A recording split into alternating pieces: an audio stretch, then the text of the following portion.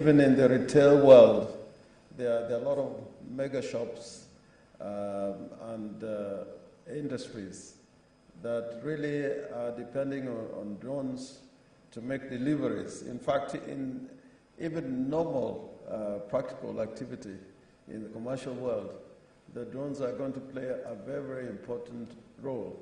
Even delivery of meals, I think there are circumstances in places like California where actually you can get a drone to deliver a meal to your doorstep. So without a doubt, drones are going to play a very important role, not just the way they are doing in the more industrialized and developed countries and technologically savvy countries. But if we as Kenya and as a nation, we are going to keep up with the best, I think the issues that are raised in this statement by Senator Kajwang are worthy of consideration.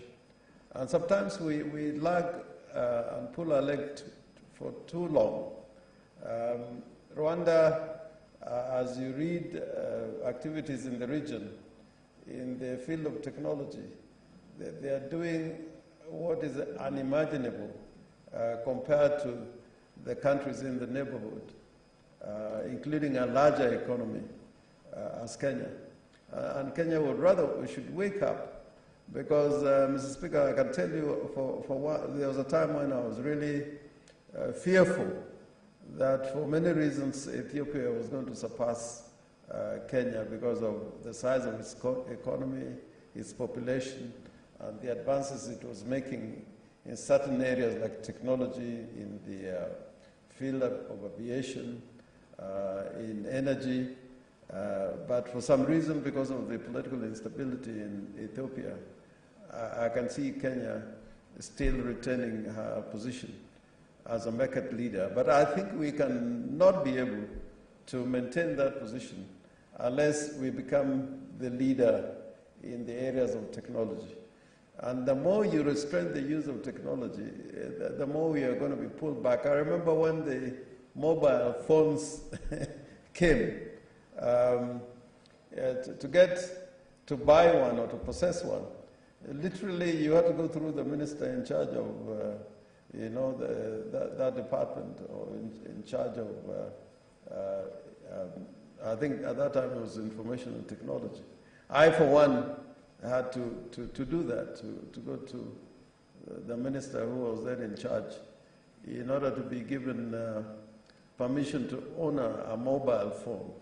So I think, as Senator Kajwang has rightly pointed out, the user of drones should not be frowned upon. I want to say that even the science that was applied around the small helicopter, what was it called, that was roving, a rover on Mars. I think it was, conceptually, the activities it was undertaking was almost of that of a drone, except that it couldn't fly back to the Earth. So this is the time, and the sooner we move, the better. And I'd hope that instead of asking for a statement, I think Senator Kajwang probably could initiate an activity to end up in that kind of legislation that we need to put in place. Otherwise, if you leave it to the bureaucracy, I think it is going to take a long time. And there are also vested interests who will not allow this kind of activity to be undertaken. So, Mr. Speaker, I really support this request for the statement, and I hope we have it as soon as possible. Thank you. Senator Musurve, by virtue.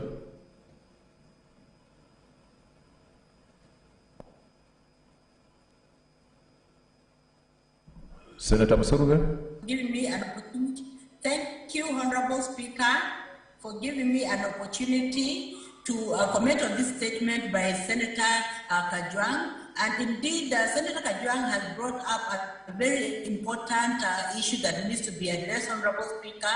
When we look at drones, they have many uses. Like, for example, in terms of disaster, they are able to help in locating the disaster where the victims are, and also to help in preventing another disaster. And when you look at the uses also of drones when it comes to agricultural sector, you find that it is possible for even drones to be used to assess crops, the damages, and also help in spraying insecticides. So there is need for a regulatory framework to be put in place to ensure that even these drones, in as much as they're useful, they're actually manned. Honorable Speaker, this is a statement that should not be taken lightly, and it should be scaled up to even become a motion and even come up with a bill that will help in making it into law. Honorable Speaker, I support this statement. Thank you for the opportunity. Senator Christopher Langat.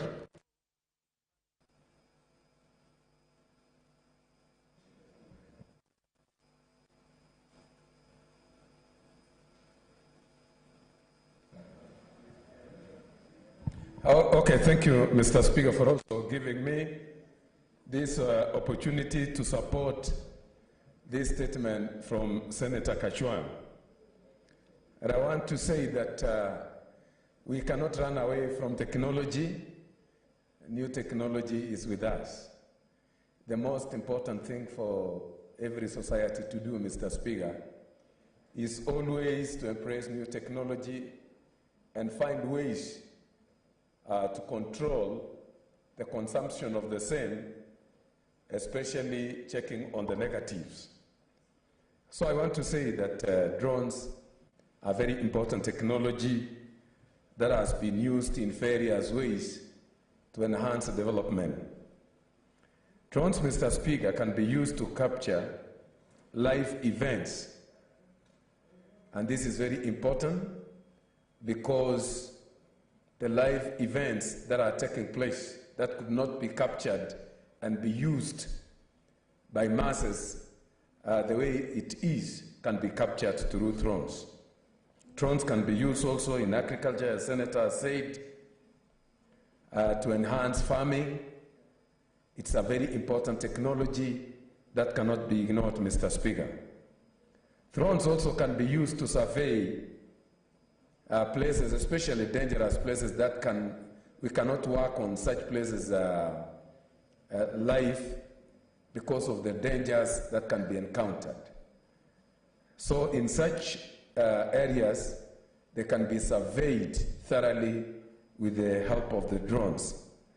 Drones have been also used in other countries to deliver small items in areas that could not be delivered physically or using other means. So drones have been proven to be very important means of delivery, Mr. Speaker. They can also be used as law enforcement. This is especially by the police, especially when they are fighting terrorism. So these particular drones can be used in such particular areas. That's also proven of late that drones are very important, Mr. Speaker, when it comes to keeping an eye on the wildlife, to fight those particular people who have been intruding in the wildlife areas. So what is very important with the use of this particular technology, Mr. Speaker, is that there should be an introduction of effective legislation to control the use of drones. You saw the other time when one of them strayed to the compound of the Deputy President, leading to a lot of suspicion. So unless this particular technology is controlled legislatively well, they can easily be abused by some people. They can also be used illegally to survey on military areas that can easily expose some secrets of military strategic places. So drones must be controlled. So I want to say they can also be used by some other people, maybe even criminals, to spy on some areas that could be safeguarded for the protection of the citizen. So my real advocacy on this particular area, Mr. Speaker, as I support this particular statement from Senator Kajwang, is to create effective legislation so that it can be controlled and its positive importance may be maximized, Mr. Speaker. I really support this new technology, and I want to say we cannot run away from technology. The only thing we can do as legislators is always to legislate on control measures that can assist these particular technologies to be consumed positively. Thank you, Mr. Speaker. Thank you. Senator Anyaro Loitiptip. Senator Musuruve.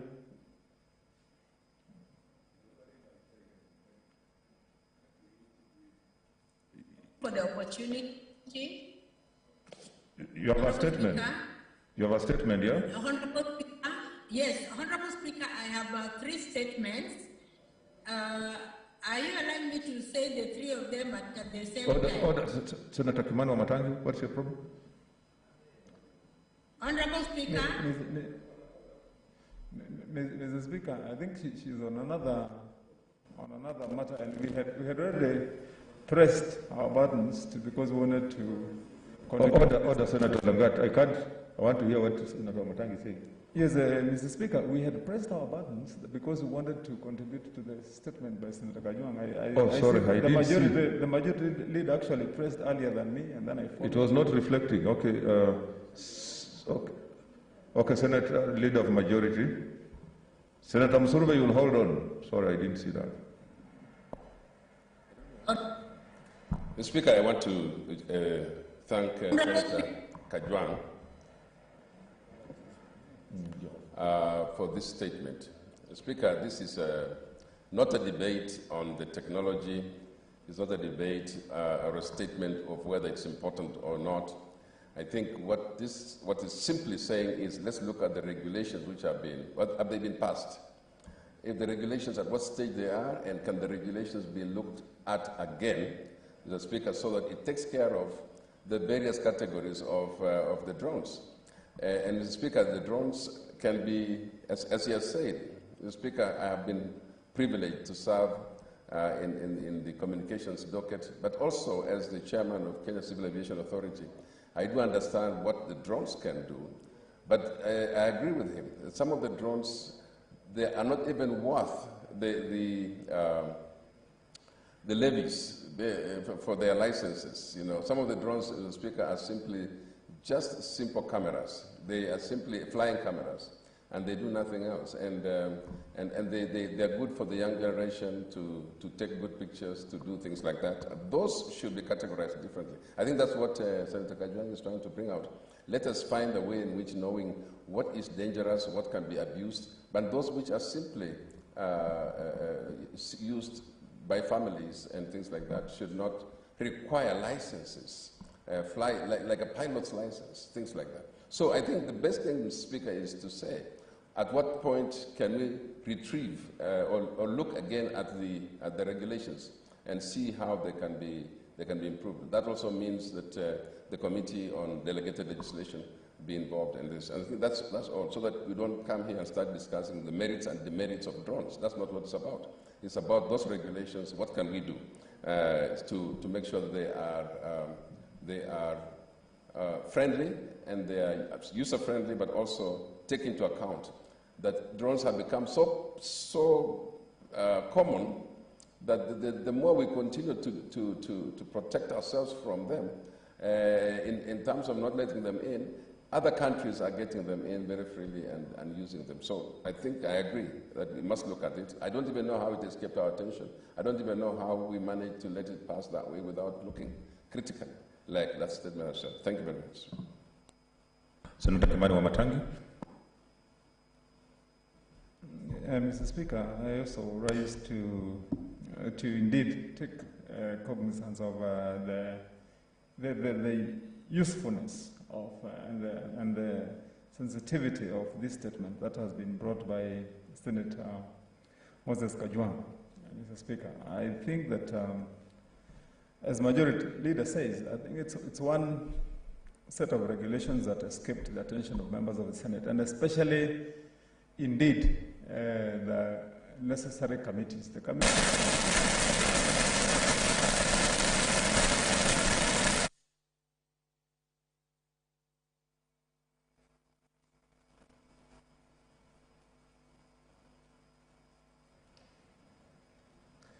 Mr. Speaker, the Committee on Roads and Transportation, which I'm currently chairing, Mr. Speaker, should have been able to look at these regulations. And sometimes when you look at some of these things, Mr. Speaker, and try to address them, ask yourself, what does, regulations cannot just be made in vain. They must be intended to achieve a certain end and means that is useful for the day-to-day running of our socio and economic affairs, Mr. Speaker. And, I was just asking myself, what is it that really we want to attain so much by over-regulating the use of drones, Mr. Speaker? And you can ask yourself, for example, if it is the question of photography, we have Google Maps and photography. I mean, Mr. Speaker, using Google, somebody can zoom into your compound from his home using Google. And they will see a car in your parking lot. And if it's about photography, they can do it, Mr. Speaker. If it's about flying and the intrusion into boundaries, Mr. Speaker, if you go to any toy shop abroad or even here, there are helicopters that are flown like drones, and they fly far, even small planes that kids buy and can be flown. So I think probably one can just sum this as one over-regulation, and I think over-sensitivity. Yes, with the emergence of, and the trends we've had in terrorism, it may be a question of concern and also the question of privacy. But I don't think that you kill a fly with a hammer. You do something better than what has been done. And I think I want to agree with the proposals and commit that in the Committee of Roads and Transport, we will undertake to have a look at those regulations. Their usefulness will engage the Cabinet Secretary and the stakeholder, that's the agency, KCA, and see and find out why would a cameraman filming a wedding occasion somewhere in Kiambu require to have a license from KCA 3 times over, Mr. Speaker. I mean, this piloting course, if one has got to go to KCA headquarters or some training school somewhere to learn how to pilot a drone, and I don't know whether the regulations they're issuing certificates for that piloting and whether they have any commercial value. But I think, Mr. Speaker, by and large, is to agree with Senator Kajwang that we must open up our environment. We have to ensure that we don't restrict growth, especially in technology. This is where the world is going, and that is how countries have made leaps and bounds of progress in various areas. And so I find that pretty, I think, unuseful, Mr. Speaker. We shall support to ensure that we get the right answer and indeed seek to have those regulations revised so that they can be within parameters that are useful to today running of society, Mr. Speaker. So I support and commit that in the committee we are going to have a look at that, Mr. Speaker, and take the right measures, Mr. Speaker. Thank you. I defer the statements by George Haniri, who is not here, Senator Anwar Olutiptip, Senator Musurve. For this opportunity, I rise pursuant to Standing Order number 48-1 to seek a statement from the Standing Committee on Education regarding challenges faced by teenage mothers and their children. In the statement, the committee should, 1, establish the number of cases of teenage pregnancies in schools in the 47 counties over the last 2 years. 2, elaborate on the mechanisms put in place to ensure that perpetrators of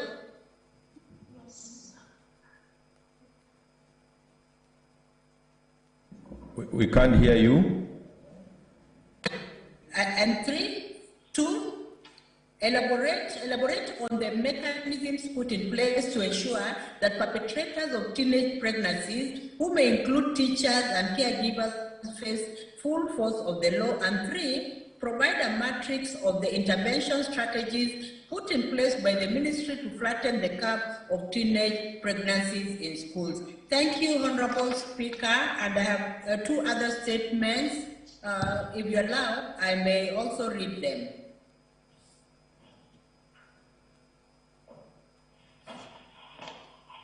Okay, your other statement, Senator Musurube? Thank you. Honorable Speaker, can you hear me kindly? Yes, I can hear you.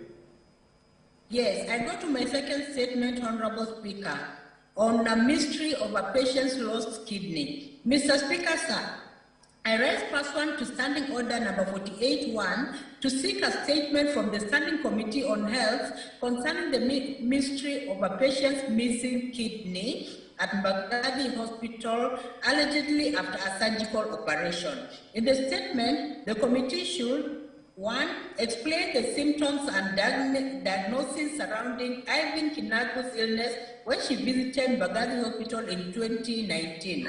2, elaborate the medical plan the medics had for the patient based on the above.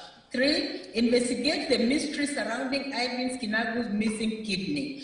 4, explain measures taken by the hospital to compensate the injustice meted on the patient. And 5, elucidate steps taken to ensure that the medics who flouted the Hippocratic oath are held responsible. And finally, the last statement, Honorable Speaker, if you allow me, is a request for statement on Anesta boys storming of a neighboring girls' school. Mr. Speaker, sir, I rise pursuant to Standing Order number 48-1 to seek a statement from the Standing Committee on Education concerning reports on 12th April regarding 70 boys of Anesta boys in Nakuru County who stormed a neighboring girls' school. In the statement, the committee should explain 1, what damage or havoc was caused when the 70 boys of Anesta Boys Secondary School stormed a neighboring girls' high school. 2, what measures were taken by the administrations of the 2 schools to avert the situation.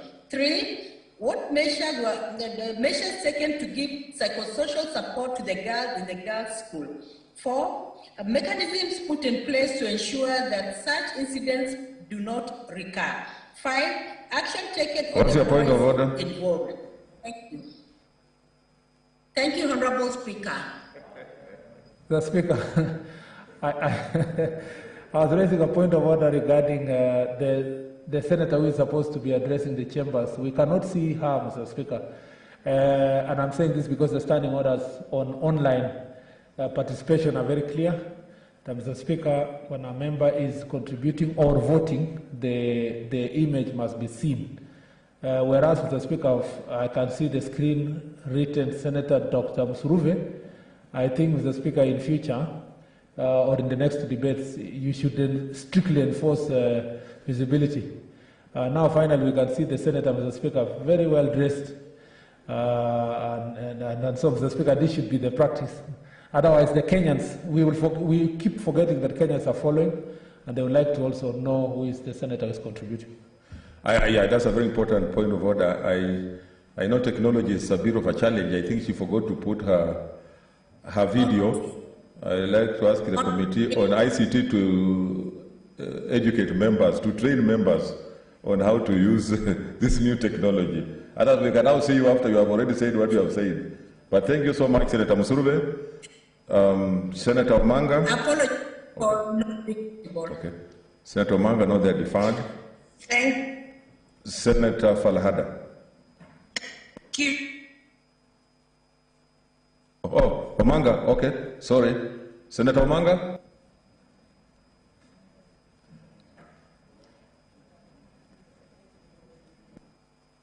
Senator Omanga.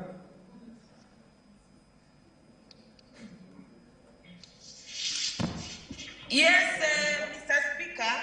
Yeah, I can hear you. Where are you? Mr. Speaker, I have a treatment, but it's only one, which is from the order paper. Mr. Speaker, can you hear me? We can hear you. Yeah. Ask the one that's on the order paper.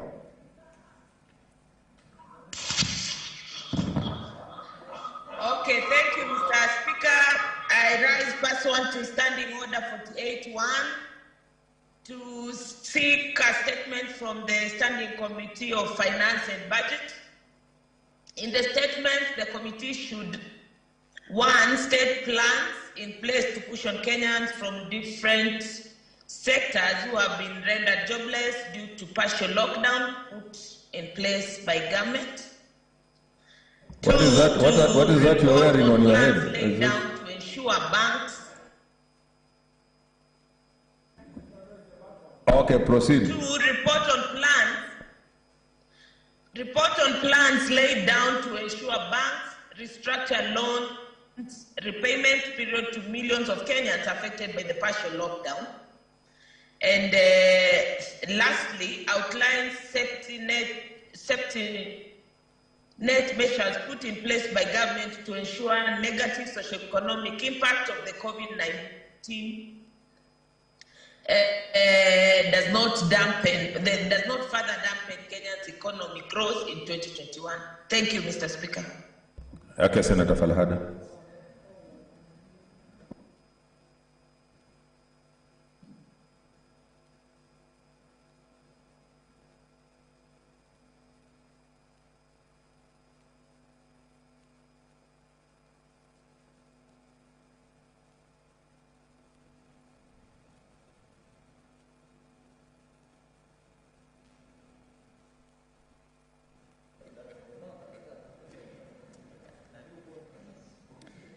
Thank you, Mr. Speaker. Mr. Speaker, I rise pursuant to Standing Order 48-1 to seek a statement from the Standing Committee on National Defense and Foreign Relations regarding the death of Mr. Maurice Kimani Kiluga, who was allegedly fatally shot by Mr. Michael Munyalo, OCS Garissa Police Station.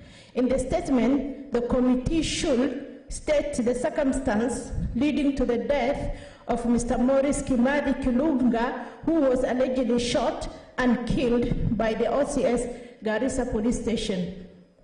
Spell out the immediate disciplinary measures taken against the police officers responsible for the fatal shooting, and report to the Senate on actions taken to arrest cases of extrajudicial killings by the police in Garissa and the country at large, and provide a report on how previous cases of police brutality within the last 2 years have been addressed, and whether the responsible officers have been brought to account.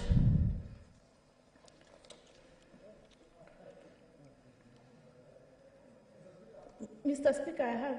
Yeah, I know you have 2. Okay. There's okay, Senator Murkomen, your card is not working.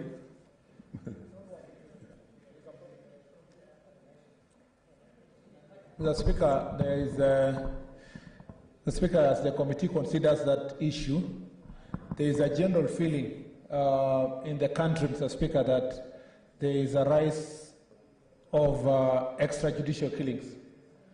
Mr. Speaker, either because of psychosocial support issues within the armed forces itself, especially the police. We have witnessed a rise in cases of police officers killing themselves, Mr. Speaker, but also killing civilians. But most importantly is the rise of cases of individuals being killed from one part of the country and dumped in another part of the country, like the case of where 4 gentlemen were abducted from Kitengela and found dead, Mr. Speaker, in Muranga. And Mr. Speaker, another businessman was again abducted, tortured, and now found dead, Mr. Speaker, somewhere in Kirinyaga. The Speaker, this is not a very good trend. And I know we might be silent. I've seen the newspapers, the media, are aiding and abetting these acts by trying to offer an explanation. An explanation, Mr. Speaker, disguised as news, but if you look at it, it's sponsored explanations that try to show that the 4 people in Kitengela were con men, or they were murderers, or they were thugs, they were thieves, they were robbers. The other explanation being purportedly given is, Mr. Speaker, the gentleman who was found in Kirinyaga was involved in money laundering and matters of crime and so forth. Mr. Speaker, this is dangerous because newspapers and media houses were supposed to be more critical, and even as a citizens and member of parliament, to be more critical when we hear cases and witness cases of extrajudicial killing. What's happening in the public space is that we are being socialized, Mr. Speaker, to the direction of normalizing extrajudicial killings. As long as explanation is given, that looks like it is in the best interest of the country or is for public good. There is no, Mr. Speaker, any process that is not judicial is dangerous for, Mr. Speaker, not just the people who have been killed, but for ourselves. And, Mr. Speaker, as time goes, it will be in future, they will abduct a member of parliament and they say he was sponsoring terrorism, he was involved in money laundering, he was involved in sponsoring robbers. As a committee, this committee, and I'm sure it is a security committee, they must be, Mr. Speaker, more serious when interrogating these issues. And I hope we will have time to, again, Senator Cherargei, when he was the chair of the Legal Affairs Committee, brought a report here concerning extrajudicial killing. This issue is still there. I remember even contributing, Mr. Speaker, over 2 years ago, my personal assistant who worked in my office, Mr. Speaker, was abducted and murdered and found, Mr. Speaker, dead, dropped somewhere in Kapenguria. If this behavior continues, we are in danger. The same happened to Senator Pokisho's county, where 3 Pokot businessmen were murdered and dropped somewhere in Keyo South, in Kaptagat Forest. So if we continue like this, Mr. Speaker, it's going to be dangerous. And I think we must, and I want to request our newspapers and media houses, stop normalizing and socializing the public to normalize extrajudicial killings. If someone is a criminal, there are judicial processes of ensuring that they are brought to book for accountability. But if we continue normalizing extrajudicial killing for as long as the explanation talks about suspect of robbery, of terrorism, or whatever other crimes, Mr. Speaker, however serious it is, a country that wants to build itself to be a country of rule of law must, Mr. Speaker, normalize the process of arresting criminals and taking them, or arresting suspects and taking them to court, Mr. Speaker, to be charged. I thank you. Thank you. Senator Chariot, your cards are not working, eh? So you will have to catch your eye.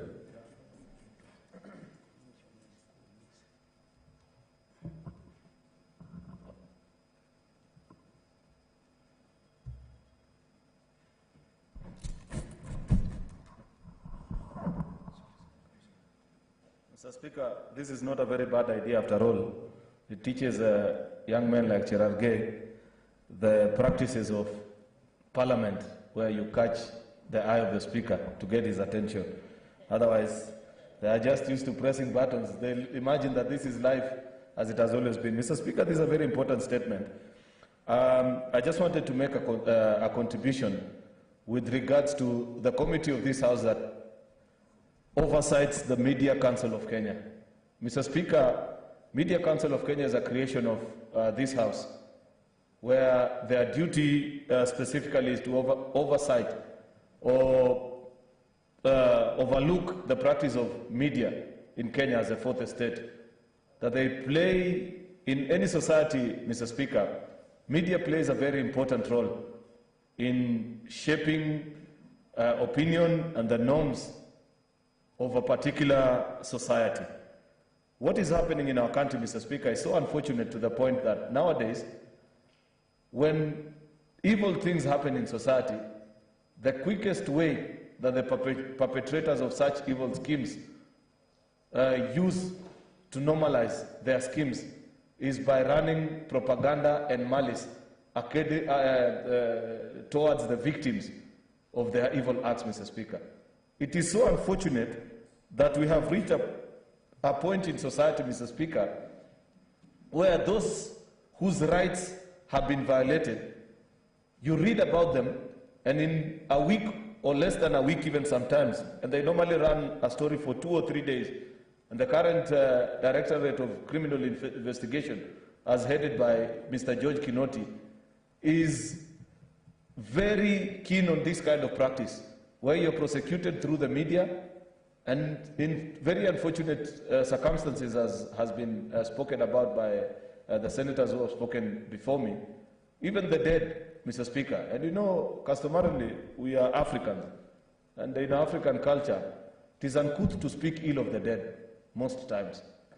But it has become a normal practice where somebody is murdered, and then the next 2 or 3 days, you will read stories about them, how they were living lavish lives. So what? How they were criminals. So what? I thought it would be the duty of our media and the Media Council of Kenya, Mr. Speaker, to ensure that they give us a balanced story and not do the bidding for those who would wish to push our society towards this kind of thinking. Our children will grow up, Mr. Speaker, thinking that it's a norm for you to be killed, then an explanation is given that, oh, the reason why we've killed this one is that because he had a lot of money, he used to send money. Take an example of a story that is in the Star today about that young Somali American businessman, that he used to send money to Somalia. So what is a crime? Has it become illegal to send money to Somalia, Mr. Speaker? I thought Somali have an embassy here. We have an embassy back in Mogadishu. They are a friendly nation. Therefore, Mr. Speaker, I really want to plead with the ICT committee that they invite the Media Council of Kenya to this House and consider some of these points that are being raised by colleagues here, Mr. Speaker, on the practice and how low our media has sunk. This is just not only in the point of extrajudicial killing, but even in our political space and so many other things, that they appear to be doing bidding for other people. The perpetrators of evil in our society have found a new heaven in our news outlets, Mr. Speaker, and that should not be normalized and accepted as a way of life. Challenge to those colleagues of ours who sit in ICT committee, invite them, let them come and remember that the same way they criticize us, the same way they expect the executive, the legislature, and the judiciary to perform and live true to their calling, we also expect our media to live true to their call of duty. Thank you, Mr. Speaker. Thank you. I think the committee has heard. This is a matter that is of great national concern. Please do a thorough job and keep the House posted. Next statement by Falahada.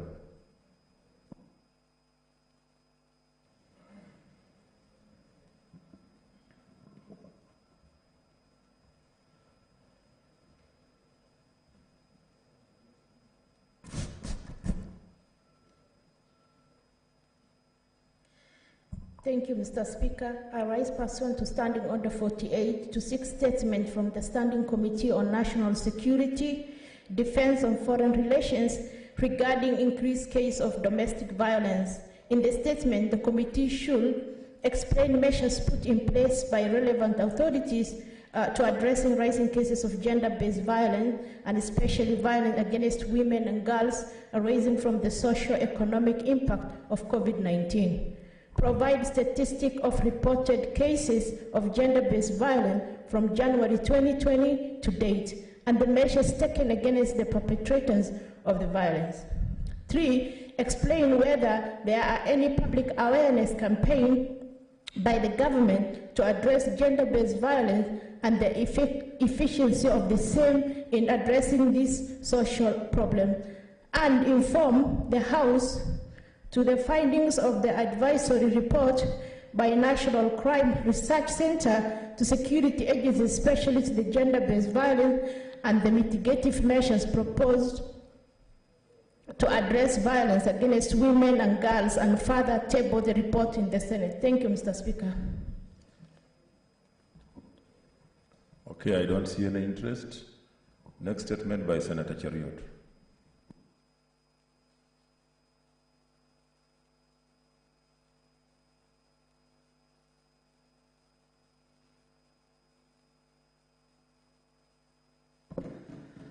Mr. Speaker, I have 3 statements. Allow me to read all of them in quick succession. And then Senator Cherargei, what is exciting you? Please. Okay. It is good to be happy. What's the problem? Thank you, Mr. Speaker. Mr. Speaker, I rise pursuant to Standing Order number 48-1 to seek a statement from the Standing Committee on Land, Environment and Natural Resources on the construction of Soin Koru Dam, domiciled in Kericho and Kisumu counties. In the statement, the committee should, number 1, provide an update from the Ministry of Water, Sanitation and Irrigation on the status of the construction of Soin Koru Dam, domiciled in Kericho and Kisumu counties, considering that it was budgeted for during the financial year 2019-2020. 2, explain the reasons behind the termination of the last 3 procurement processes with regards to the construction of the said dam. 3, outline the measures, if any, the ministry is putting in place to ensure that the project commences immediately and that the construction of the said dam is completed in order to benefit and serve the people of Kericho and Kisumu counties. 4, state the measures the ministry has put in place to ensure the compensation of households that were displaced to pave way for the construction of the dam. That's the first one, Mr. Speaker. The second one. Yes, Senator Cheriot. Senator Cherargei. Thank you, Mr. Speaker. And I want to commend my neighbor, Senator Cheruyat, for bringing this statement. I think Koru Soin Dam is very strategic for both counties, Nandi, Kericho, and Kisumu. And we are looking at the compensation of 2,000 households that have not been done by the National Land Commission. Mr. Speaker, I saw the Public Investment Committee in the National Assembly summon the PS or invited the PS of Water over this matter. Mr. Speaker, there are 2 Chinese companies, Jiangxi and Gezuba. All of them had the capacity. But what interesting thing with the National Water and Harvesting, Mr. Speaker, is that the highest bidder of 19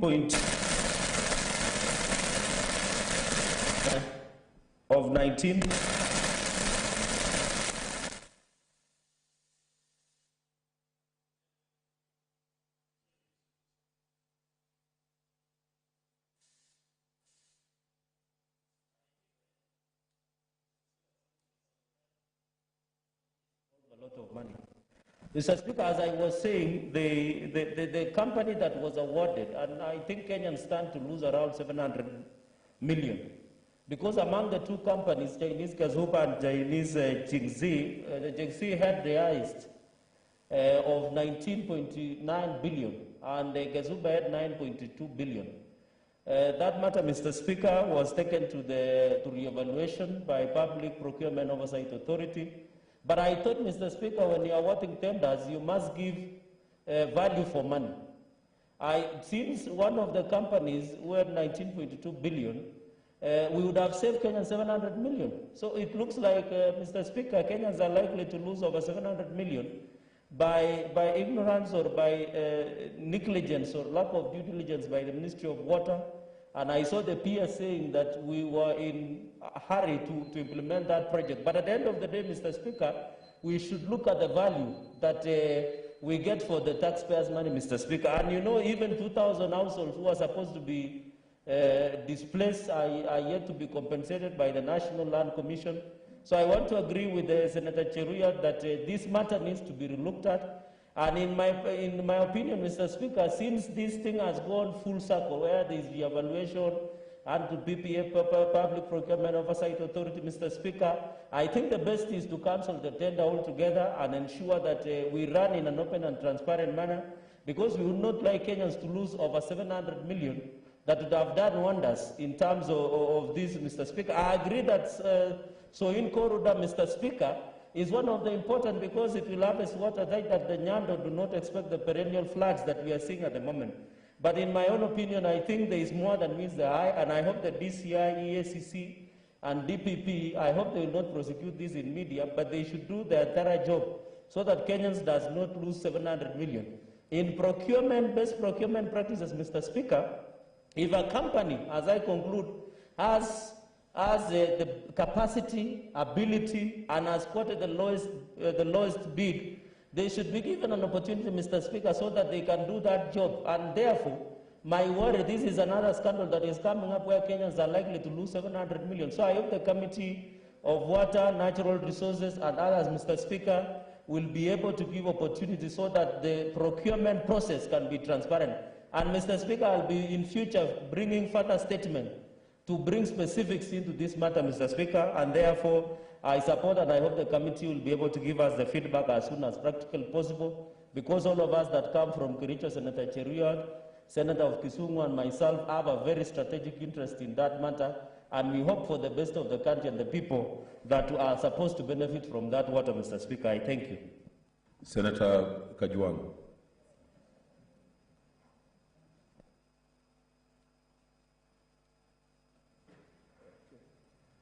Mr. Speaker, I want to thank Senator Cheruiyot for bringing up this matter. At this point in time, the areas of Nyando are flooded. Further afield in Karachuonyo in Homa Bay County, we have serious flooding. Mr. Speaker, the solution has always been very artificial. Whenever there are floods, we go there with blankets and mattresses and sacks of maize and sacks of beans. In fact, the Ministry for Devolution has perfected the art of hiring helicopters to go to the flood zones to provide some tokens with media in tow. Mr. Speaker, the ultimate solution is the construction of this dam. And this dam was conceived in the 1950s.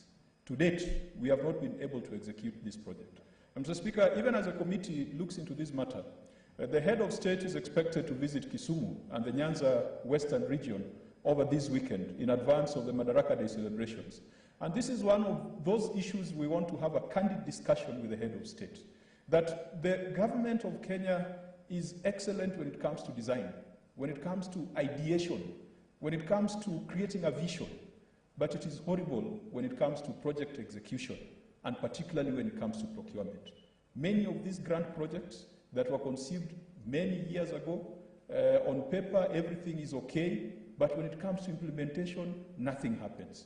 And we want to tell the President that the people that he has given executive authority, delegated executive authority, are letting him down. Because as far as the President is concerned, the fact that the procurement has been triggered, the fact that someone has been awarded the contract, from where he sits, he believes that work is happening.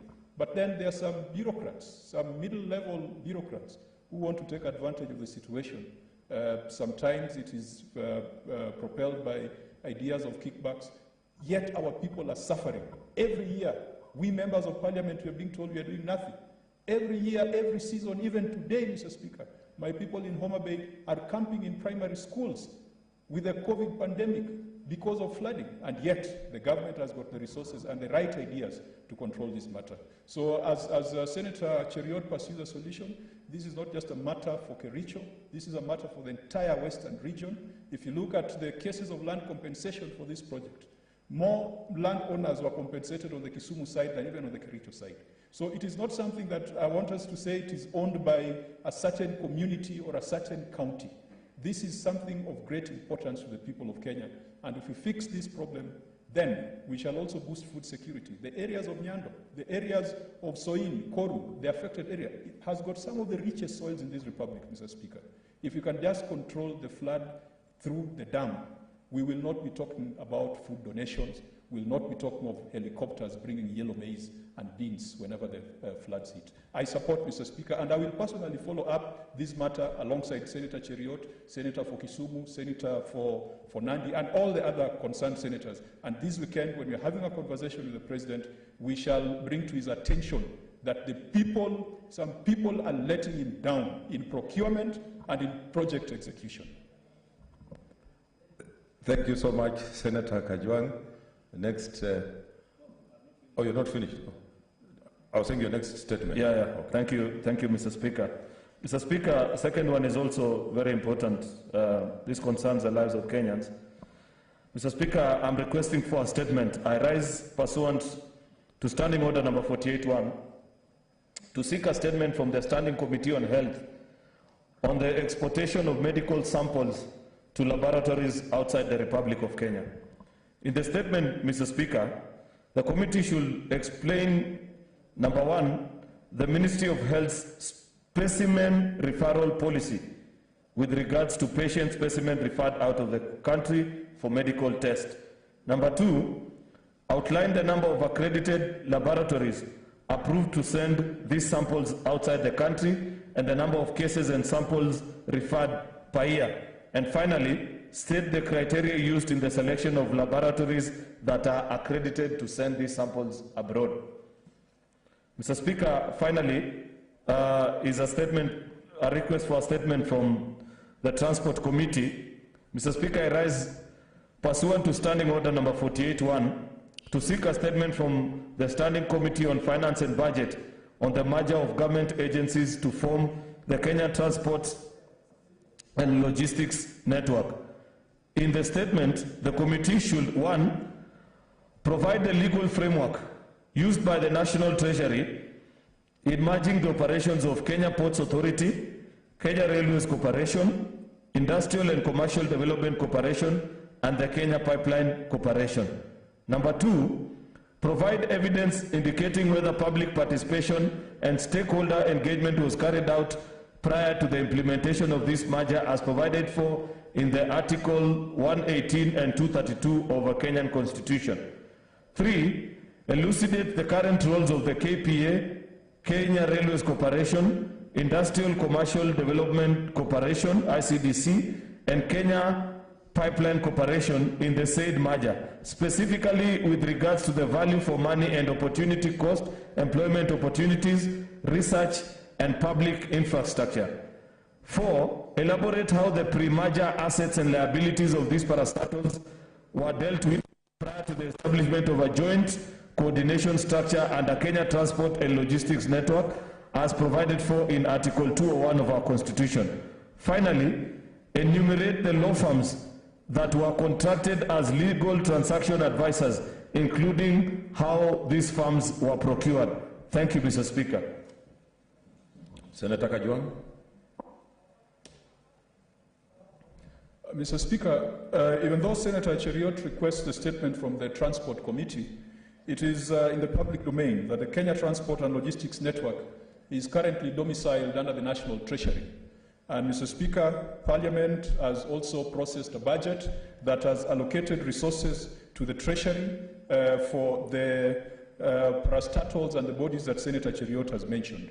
My point of order was, would it be in order for this matter to be considered jointly by the Finance Committee and the Transport Committee, because it entails a transfer of functions from one ministry to the other. And so if you have the two committees looking into the matter, you might have a much deeper introspection and a much deeper investigation of the matters at hand. I agree with Senator Kajwang that the two committees, just Transport and Finance, look at provide the answers. Senator Musurube. Honorable Speaker, for giving me an opportunity, and I would like to comment on the statement by Senator Cheriot. We want to see you. Concerning Where are you? Honorable. Yes, we will need to see you. Honorable Speaker, can you see me? No. Yes, we can see you now. You have switched off again. Oh, thank you, Honorable Speaker, Put for on giving switch. me this opportunity. Order. Put on your video. Yes. Can you see me? Yes. Thank you, Honorable Speaker, for giving me an opportunity to comment on Senator Cheriot's statement concerning exportation of medical samples of patients abroad. Honorable Speaker, this is an issue that should concern us as Kenyans. Because the medical samples are being exported, it means that there's something that is not happening right. Is it that the laboratories are failing us? Is it that we do not have the expertise and all that? So there's need to investigate why these issues are being done, because there's need for capacity building in the area of medical laboratory, just in case the medics are not really competent. So, Honorable Speaker, I know that according to UHC, a lot of money ought to be divided to health. So if there's any deficiency in the area of medical laboratory, there's need for the committee to investigate and ensure that more money is taken there for UHC so that personnel are treated and personnel are also, given capacity building in this area, Honorable Speaker, because it does not sound right for samples to be taken abroad, Honorable Speaker. Thank you for the opportunity. Thank you. We now go to Senator Cherargei.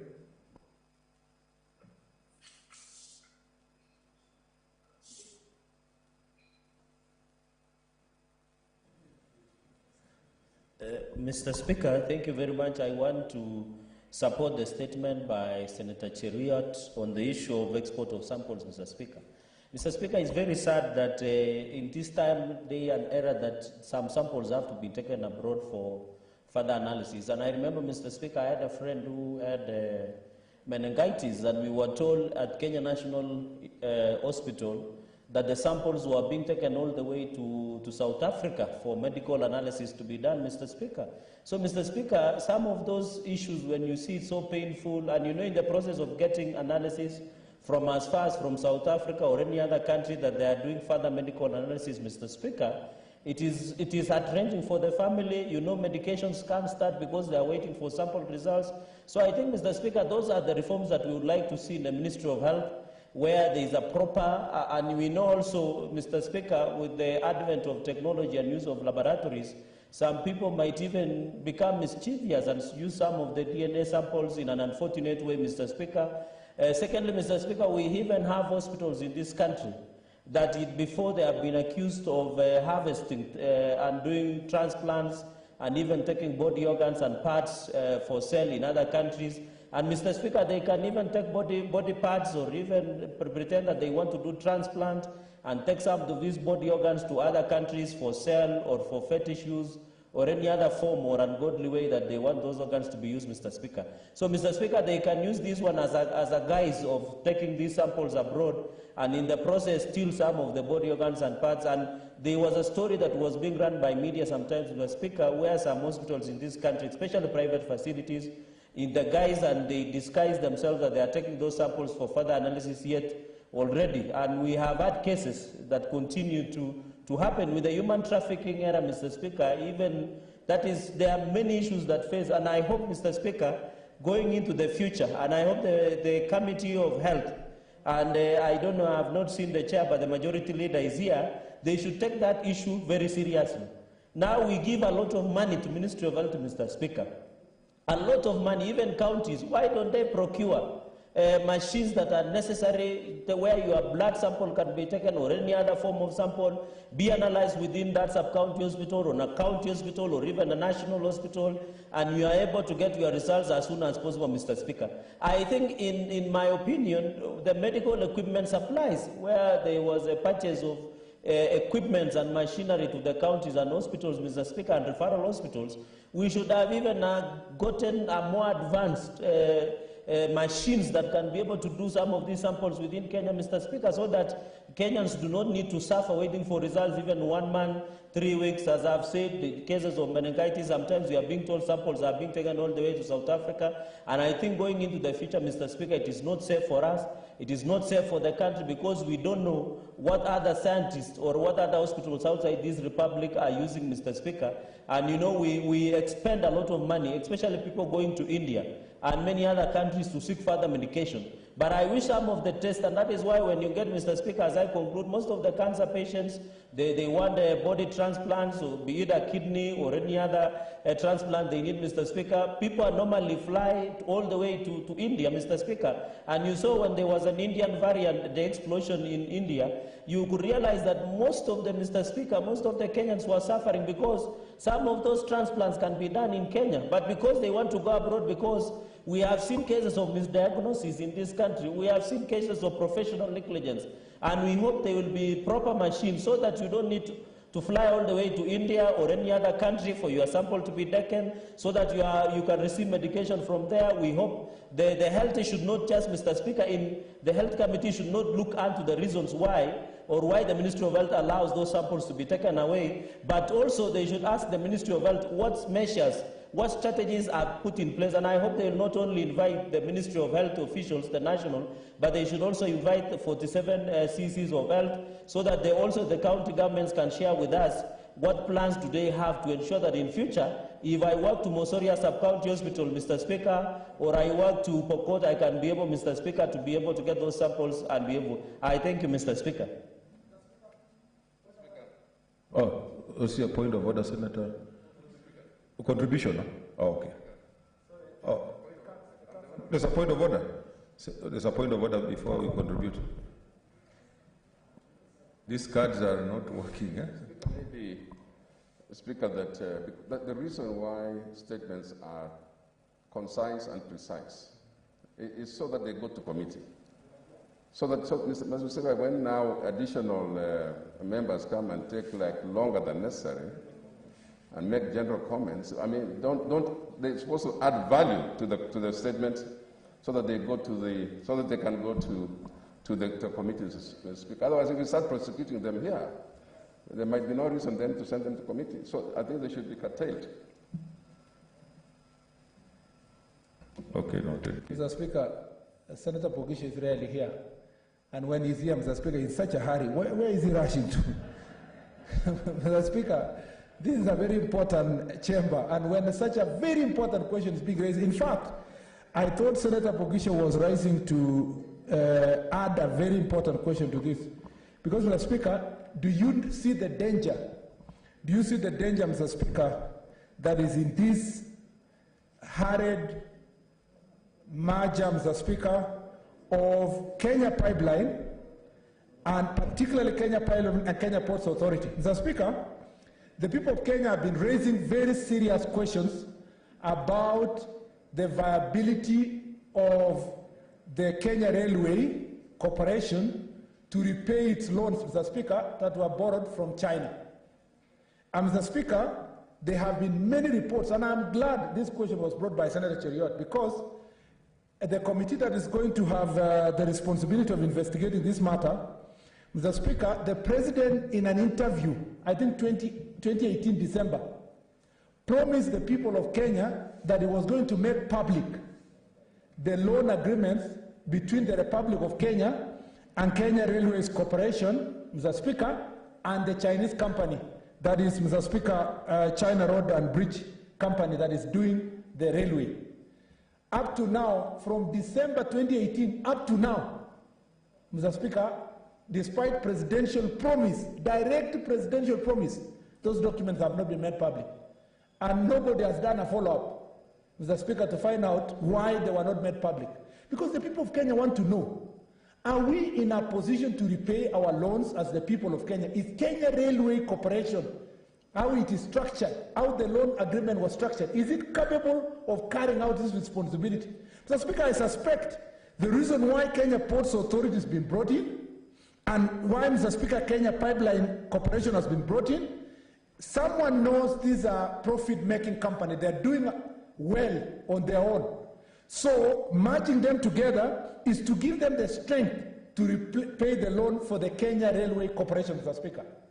And, Mr. Speaker, that is dangerous because in the event that, Mr. Speaker, Kenya Railway Corporation is unable to repay the loans to the China Road and Bridge and the government of China, Mr. Speaker, the danger I fear is that these companies would be taken away, the same way it has happened in countries like Sri Lanka and among others, Mr. Speaker. So this is not just a simple question about why companies were merged, who are the lawyers, Mr. Speaker, what was the legal framework. It's deeper than that. We want to know what was the motive, what was, Mr. Speaker, the objective of bringing companies that are doing well. There are many other companies, corporations, that a task force that was formed by the President to investigate parastatals, they returned a verdict that there are many companies that are not viable, that should be wound up, be merged together, form one corporation, Mr. Speaker, to ensure that we don't waste public resources in various companies that are doing the same things. But then you go for the more profitable companies and merge them with a company that is struggling to repay its debt. Mr. Speaker, this committee, I am sure that, Mr. Speaker, if this committee will do a thorough job, they will make this House proud, and they will make the people of Kenya proud. So I want Mr. Speaker, to insist that when you give this responsibility to the relevant committee, Mr. Speaker, they must meet the timelines, but that committee also must notify the House, because of the immense public interest on this matter, notify the House so that as many of us as possible can participate as friends of the committee. I thank you, Mr. Speaker. Leader of Majority.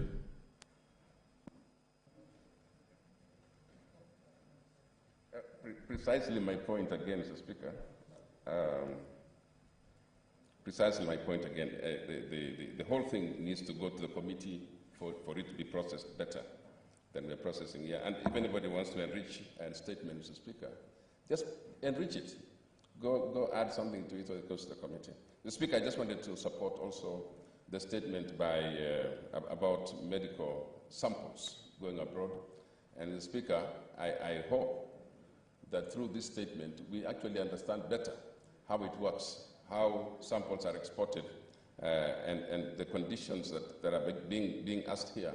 So the Committee on Health, Mr. Speaker, will have to help us to understand these things. There must be a reason why this segment is interested in the laboratories which have been selected. There must be a reason why they are interested in knowing the procedures and the policies of exporting samples. So it's very important that these itemized things are the ones which are going to be looked at, and a thorough job be done. I think all the statements that come here are of national interest. We are all very, very keen to follow because we are educated more. We are educated. We get to know more about what's happening in the various sectors of our parliament. So, Mr. Speaker, I just want to approve to support that this is very important. And so are the other statements, including the one that I heard Senator Msurube asking about, missing organs. So those kind of things are very good for us to know, so that policies can be made to further help in containing some of these disappearances. Thank you very much. Thank you, Leader. We now go to statements under Standing Order number 51-1B. Chairperson, Standing Committee on Agriculture, Livestock. Okay, deferred. Standing Committee on Devolution, Intergovernmental Relations. Are you ready? Okay, deferred. Standing Committee on Education.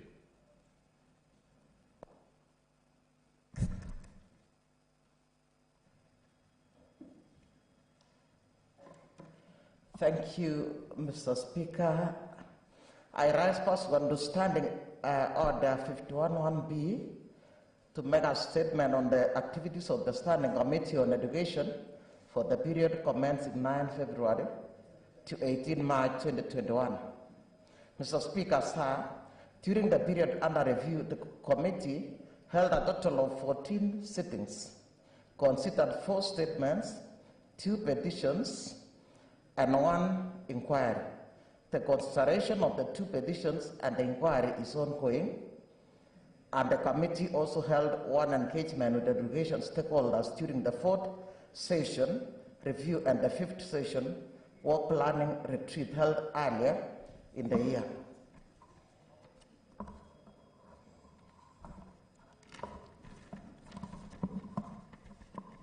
Mr. Speaker, sir, in the period under review, 4 statements were referred to the committee pursuant to Standing Order 48-1, while the committee carried forward 2 statements from the previous session.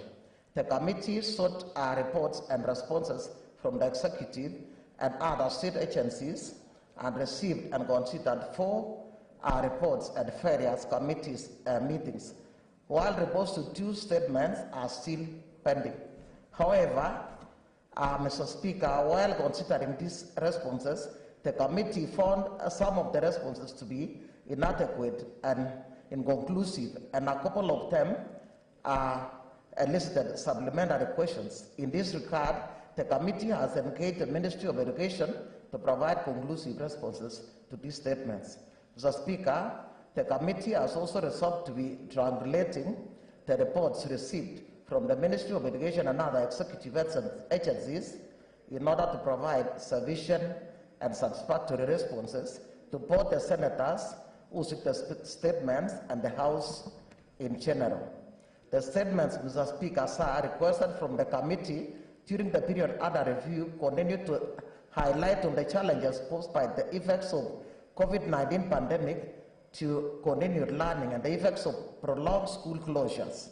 It appears more efforts needs to be put on different strategies being applied by the government to facilitate reintegration of learners back into learning institutions, in addition to helping learners, teachers, and parents during these unprecedented times. Mr. Speaker, sir, the committee will continue to engage with the Ministry of Education and other like-minded decision makers and education leaders in order to come up with the best way forward and informed decisions for prioritizing the interests of learners, parents, and teachers, and reverse any devastating impacts of the prolonged school closures that was necessitated by COVID-19 pandemic. Mr. Speaker, sir, as you are aware, the measures taken to contain COVID-19 made it difficult to operate normally. Specifically, this means the tools of oversight that are central to our functions were greatly hampered. Nonetheless, during the period under review, the committee completed an inquiry into the early childhood development education (ECDE) landscape in the country virtually and plans to host an ECDE workshop to validate and share the findings of this inquiry. Mr. Speaker, sir, going forward, the committee intends to hold a similar inquiry into the technical and vocational education training, that is TVET, landscape in the country. It is now ongoing, and report to the Senate on the implementation status of the TVET related policy and legal framework in the country. I thank you. Thank you. Yes, Senator Cherargei.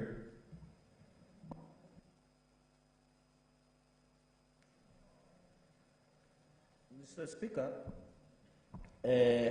just as a comment, and I want to thank the chairperson of education for the report of the committee, and I'm happy most of my statements, the committee has been very active, and most of the statements that we had raised before were quite addressed adequately, and the committee has been very involving. I want to thank the chair and the secretary. Mr. Speaker, two things that I did, the chairperson did not capture is on the payment of BOM teachers, Mr. Speaker. In my county, especially a place called Chesume sub-county, most of the BOM teachers were not paid, and this matter we had raised up with the education, so I hope the chairperson can do follow-up on that matter. I remember the last time we had engagement of payment of BOM teachers, not only in Nandi, but other counties, is the CS in charge of education, Professor George Makoa, was supposed to appear before the committee. Mr. Speaker, I would have expected that the committee to do follow-up so that many young people, because most of these people who are doing BOM, Mr. Speaker, are young people who are freshly graduates, others are trying to make ends meet, and I think it is important that these people who hustle their way must be given their hard-earned dues. Mr. Speaker, the other issue is TVET recruitment, and I think I want to thank because there should be a standardized process on how TVET recruitment trainers should be done in this country, and I hope there was a follow-up that was supposed to be done by the committee, Mr. Speaker, of Education, on how we can standardize and ensure that, Mr. Speaker, the trainers that we have in TVET have an opportunity of having a standardized, just the way the recruitment process of teacher service committee. And I'm happy, Mr. Speaker, that at some point when we met with the committee through the chairperson and the membership, we agreed that they were supposed to fine-tune on one or two issues on issues of TVET, Mr. Speaker. Mr. Speaker, two things before I just sit is on the Form 1 selection process. Mr. Speaker, we have been told it is happening probably this week. The Ministry of Health is also projecting that we are going to have fourth wave of COVID in July, and yet the first term of this academic year is supposed to begin in 26th of July, if I'm correct, and yet the Ministry of Health, Mr. Speaker, is predicting that we are going to have a fourth wave. Mr. Speaker, I think these are some of the issues that the Ministry of Health and the Ministry of Education might discuss. We can't risk our young children who are especially in the preschool, others in primary school, you give them masks by the evening, maybe they have exchanged with other children, and you know, Mr. Speaker, according to some analysis or my little knowledge of what is happening with the COVID infection, it does not affect children. There is minimal effect as opposed to teachers. So, Mr. Speaker, you find that most teachers are dying because of COVID complications, because others are suffering from diabetes or underlying medical conditions. So, Mr. Speaker, I would have expected the Committee of Education to singularly focus on the first term and how the Ministry of Health, Ministry of Education are putting in place measures. We agree most schools, Mr. Speaker, in the country, some of them do not have running water. Some of them do not have sanitizers. What partnership are they having between the county governments, the national government, the Ministry of Education and Ministry of Health to ensure that our children are able to sanitize, are able to wash hands, are able to access? And I'm happy today I heard in the news, Mr. Speaker, that one of the leading banks in this country has donated masks and sanitizers to low-income areas like Muguru, Kwakayaba, Kibra, among other areas, Mr. Speaker. So, Mr. Speaker, I hope going into, as we open the first term in July, the Ministry of Education and Ministry of Health must assure us parents that the fourth wave that they are predicting will happen in July will not be able, Mr. Speaker. Mr. Speaker, I think going into the future, there should be mass vaccination. I think that is the only solution. And we have seen reports by WHO that Pfizer and AstraZeneca, when you have the full dose, when you get infected by COVID, Mr. Speaker, according to the World Health Organization and scientists, that the side effects or the effects of COVID might not be as dire as it would be without the full dose of AstraZeneca or Pfizer. I think, Mr. Speaker, we must agree as a country, Ministry of Health and Ministry of Education and as government, that we should provide mass vaccination for our people so that the economy can reopen, schools can reopen. And I hope the Committee of Education led by our able chair, Dr. Alice Milga, will be able to sit with the Ministry of Education and come up with practical measures to ensure that going into the future vaccine, and even challenge the farmers and poisons board, Mr. Speaker, that they should allow, if a certain individual, be it private practitioners or the government, they should allow that we import as many possible vaccines that have been approved by WHO, so that senators like us who can pay for vaccine can allow to take the vaccine that has been approved. The free vaccine can be given to ordinary Kenyans, the mama bogas, the mikokotenis, and what have you. Mr. Speaker, I wanted to note, because I've seen my neighbor, Senator Rose Nyamunga of Kisumu, and we are being told there is an Indian variant in Kisumu, Mr. Speaker.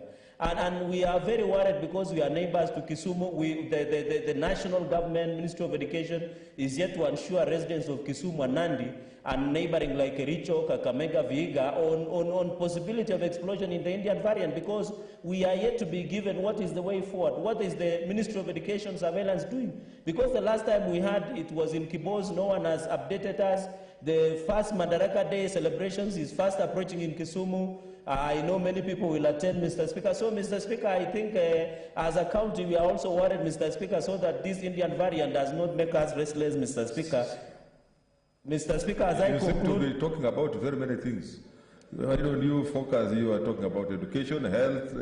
Can you remain focused on what you want to say? Because you are wading into so many things, Senator Cherargei. Mr. Speaker, I was wondering, because if you look at Ministry of Health and Ministry of Education, if we are praying not to happen, if there is an explosion of Indian variant, for example, in Kisumu, it will be able to affect education sector within that region. And that was my worry, that even as we discuss, and I want to appeal to the Committee of Education, that there should be a way that in case we have that explosion, Mr. Speaker, they should be able to address so that it does not affect the learning process or education process. But I was just expressing as the area senator that we are also very worried because of the Indian variant that we are having in this. So, Mr. Speaker, the chair has assured us that she's working. The chair has a point of order.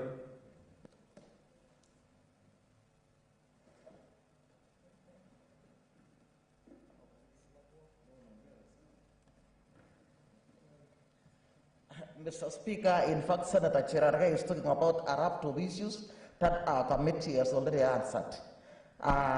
Issues to do with a board of management, teachers. We spoke to that issue very well. We invited Cherargei, did not turn up in our committee. And then secondly, we have already provided a raft of measures as a committee to the Ministry of Education to be taken in the various schools. And that is why there was a smooth running throughout the term had just concluded. And even right now, as things are standing, I think we are into almost 1 month right now since schools open, and there is no much issue. And I think we are equal to the task, and the CS is equal to the task. Otherwise, as the speaker said, I think you are speaking to health, you are speaking to transport, you are speaking to education, then we get confused.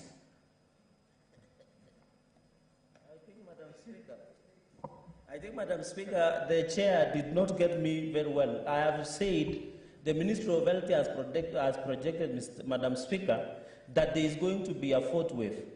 So what I was asking, what is the Committee of Education doing with the Ministry of Education and Health? Because what we are discussing borders to health and education, Madam Speaker. Therefore, I was requesting the committee, even as we go for the first term on 26 July and selection process of Form 1, Madam Speaker, is that what is the committee doing so that we have also the smooth running? Because, Madam Speaker, according to information that we just received in the morning, some of us have seen what is happening, is that some schools are yet to have water. As the committee, for example, walked to Olympic Primary School in Kibra and look whether the points that we have for washing hands, as they work, for example, in Longisa somewhere in Kiricho Primary School or in Oma Bay, to check the status and preparedness in the first. So what I was just doing is to encourage the chair that in as much as going into the future, they should tell us the preparedness that they are put in place. And I was just finishing by saying, Madam Speaker, as we have been told that there is a possibility of Indian variant in Kisumu. And I was just saying, if an explosion, my county will be affected. I was just, and even Kisumu, and even Vihiga, and even Kericho. So my worry is, what assurance is the Committee of Education? And also because it's a health issue, it affects education. Because the chair cannot tell us, Madam Speaker, that if there is explosion of Indian variant, for example, God forbid, in Kisumu, it will not affect education. So it's a cross-cutting issue. So I want to invite the chair to look at the issue as a cross-cutting issue so that we can be able to address. And finally, Madam Speaker, I'm happy that the committee the last week met with the Ministry of Education on the pending payments of suppliers.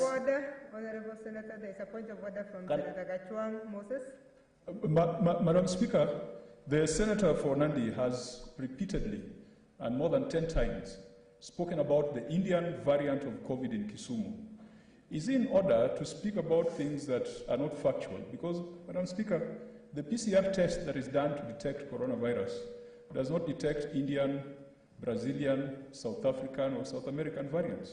Why is the Senator for Nandi spreading fear, causing despondency, knowing full well that the President of the Republic of Kenya is headed to Kisumu for a full weekend of launching projects and initiating development and reviving the economy and assuring jobs for the youth? Why would he want to scare people from going to Kisumu to accompany the President, the Speaker? Is he in order to talk about the Indian variant when he does not have any scientific evidence to that effect? Senator Gerald Gay. Senator Sakaja, I'm not seeing you. I think there's a problem. Okay. That's okay. Senator Sakaja.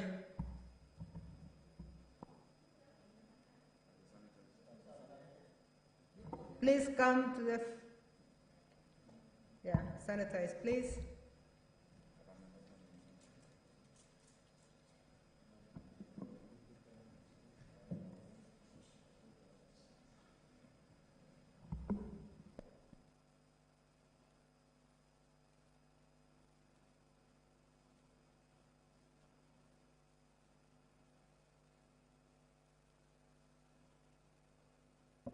Madam Speaker, well, I appreciate the sentiments of Senator Kajwang, my friend. Madam Speaker, is it in order for Senator Cherargei to be accused of misleading yet? And remember, Madam Speaker, I was chairing this COVID committee. One of the things we told the ministry is to be very careful in its communication. In fact, if anything, the idea of there being a COVID variant in any part of this country came from a briefing by that COVID committee. By, I think, Dr. Amof, or one of those officials. Then a few days later, it turned out that it was not proven. Madam Speaker, I think as a House, we need to actually task the Ministry of Health, and I wish I was still in that committee, our committee of health should task them for them to come clear, because they are the ones spreading fear. There's no way Senator Cherargei would have gotten information on Indian variant or Jamaican variant, but we really need proper information, because we realize that we're having a very serious function on the 1st, which is a national function. The president is going there. Baba was there yesterday, and you saw how well he was received by Kenyans who love him. But Madam Speaker, we cannot be spreading, it can't be the ministry itself spreading the fear. So spare Senator Cherargei, he is not informed, but let us ask, and I hope someone can bring a statement to that effect. If not, I will bring one tomorrow or the next time we sit, for the Ministry of Health to be very clear about the statement that they issued a few weeks ago, saying that they have spotted or tested 1 or 2 people with that variant, Madam Speaker. Thank you. Thank you, Senator Sakaja. I think you have given us the solution, actually. Let a different statement come in that touches on the Ministry of Health. What is going on is Senator Cherargei shifting from education to health. And I think that is what is not coming out well.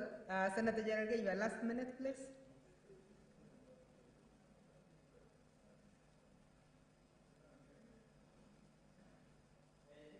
Thank you, Madam Speaker. I want to ask Senator Kajwang not to be worried. The Deputy President and the President will be in Kisumu launching national government projects, so you need to rest assured. And your neighbors like Nandi County, Madam Speaker, will also be present to celebrate the Madaraka Day celebrations. Madam Speaker, finally, I just wanted to commend the Committee of Education. At least last week, they were able to discuss with the Committee of the Ministry of Education on the pending bills that we have. And I'm happy that the payments is ongoing to the suppliers, and you know most of them, Madam Speaker, are people who hustle their way, like supplying kuni, supplying beans, maize, and you know you also come from a county where these suppliers had not been paid because of COVID. They supply maziwa and many milk, small things within the school setup. But I'm happy that in as much as we were told there is pending bill before the Ministry of Education, the committee was able to agree with the Ministry of Education on how those payments are. All in all, I want to commend the Chair of Education for that precise, concise, and well-informed information. And finally, on COVID, Madam Speaker, on the issue of variant, as we have ruled, we hope the Committee of Health should at least ask the committee, the Ministry of Health Minister, to give proper clarification that there is no any form of strain or variant within the country, so that all the fears can be allayed once and for all. And I thank you, Madam Speaker. Thank you, Senators. I think we have given that statement plenty of time. Now we move to the next statement by the Chairperson, Standing Committee on National Cohesion, Equal Opportunity and Integration, Senator Shionga.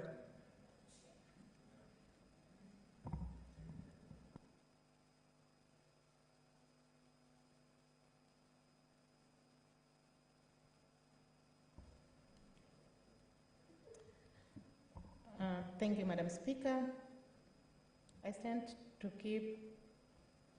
pursuant to Standing Order 51(1)B to give a statement on the Committee of National Cohesion, Equal Opportunity and Regional Integration. Madam Speaker, I rise pursuant to Standing Order 51(1)B to make a statement on the activities of the Standing Committee on National Cohesion, Equal Opportunity and Regional Integration for the period commencing 9th February 2021 to 19th March 2021. Madam Speaker, during the period under review, the committee held a total of 11 sittings. Madam Speaker, the committee considered one statement sought by Senator Dr. Gertrude Musurube on the national government and county government on the measures to support BWD during the COVID-19 pandemic. The Ministry of Labor and Social Welfare gave its response, and further response is being awaited from the Council of Governors Technical Committee on Health and Technical Committee on Human Resource, Labor and Social Welfare. Thereafter, the committee will conclude consideration of the statement. Madam Speaker, with regard to bills, currently there is no bill pending before the committee. Similarly, with regard to petition, there is no petition pending before the committee. Madam Speaker, during the period under review, the committee met with representatives from the Ministry of Interior and Coordination of the National Government, the chairperson of the National Cohesion and Integration Commission, NCIC, the National Council of Churches of Kenya, NCCK, and the Media Council of Kenya, MCK. Among the issues discussed, one was to deliberate on the ongoing intercommunal violence in various counties and the highlighted political tension witnessed during the by-elections. Madam Speaker, the committee also recommended collaboration strategies to prevent inter-ethnic and political conflicts, particularly during campaign period, and measures to reduce political tension accelerated through platforms of churches and the media. Madam Speaker, due to COVID-19 pandemic, the committee was unable to undertake county visits that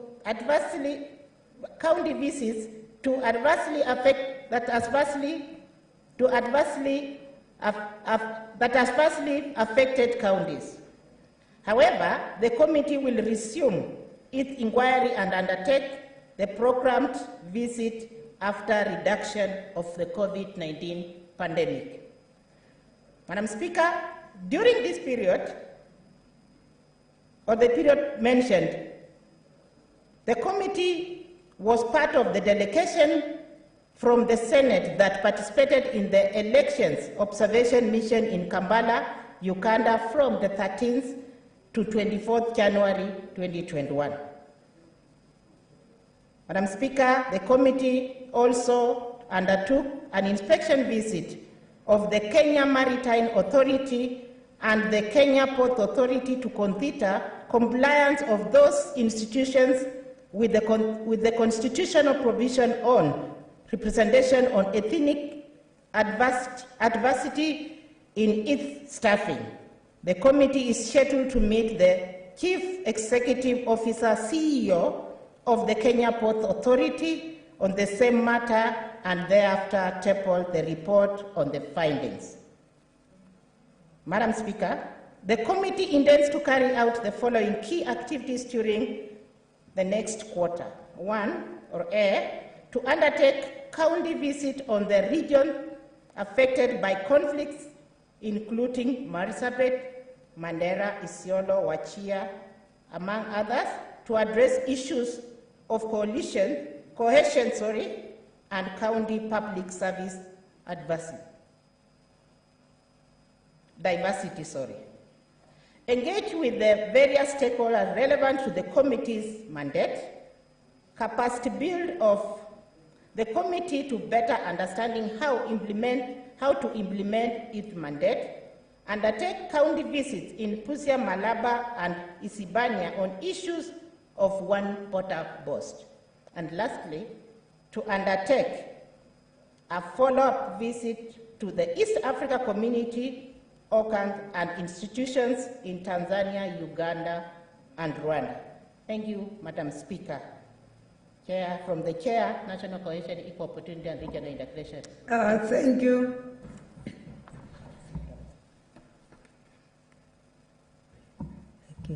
Thank you, Senator. Senator Mzurube, online.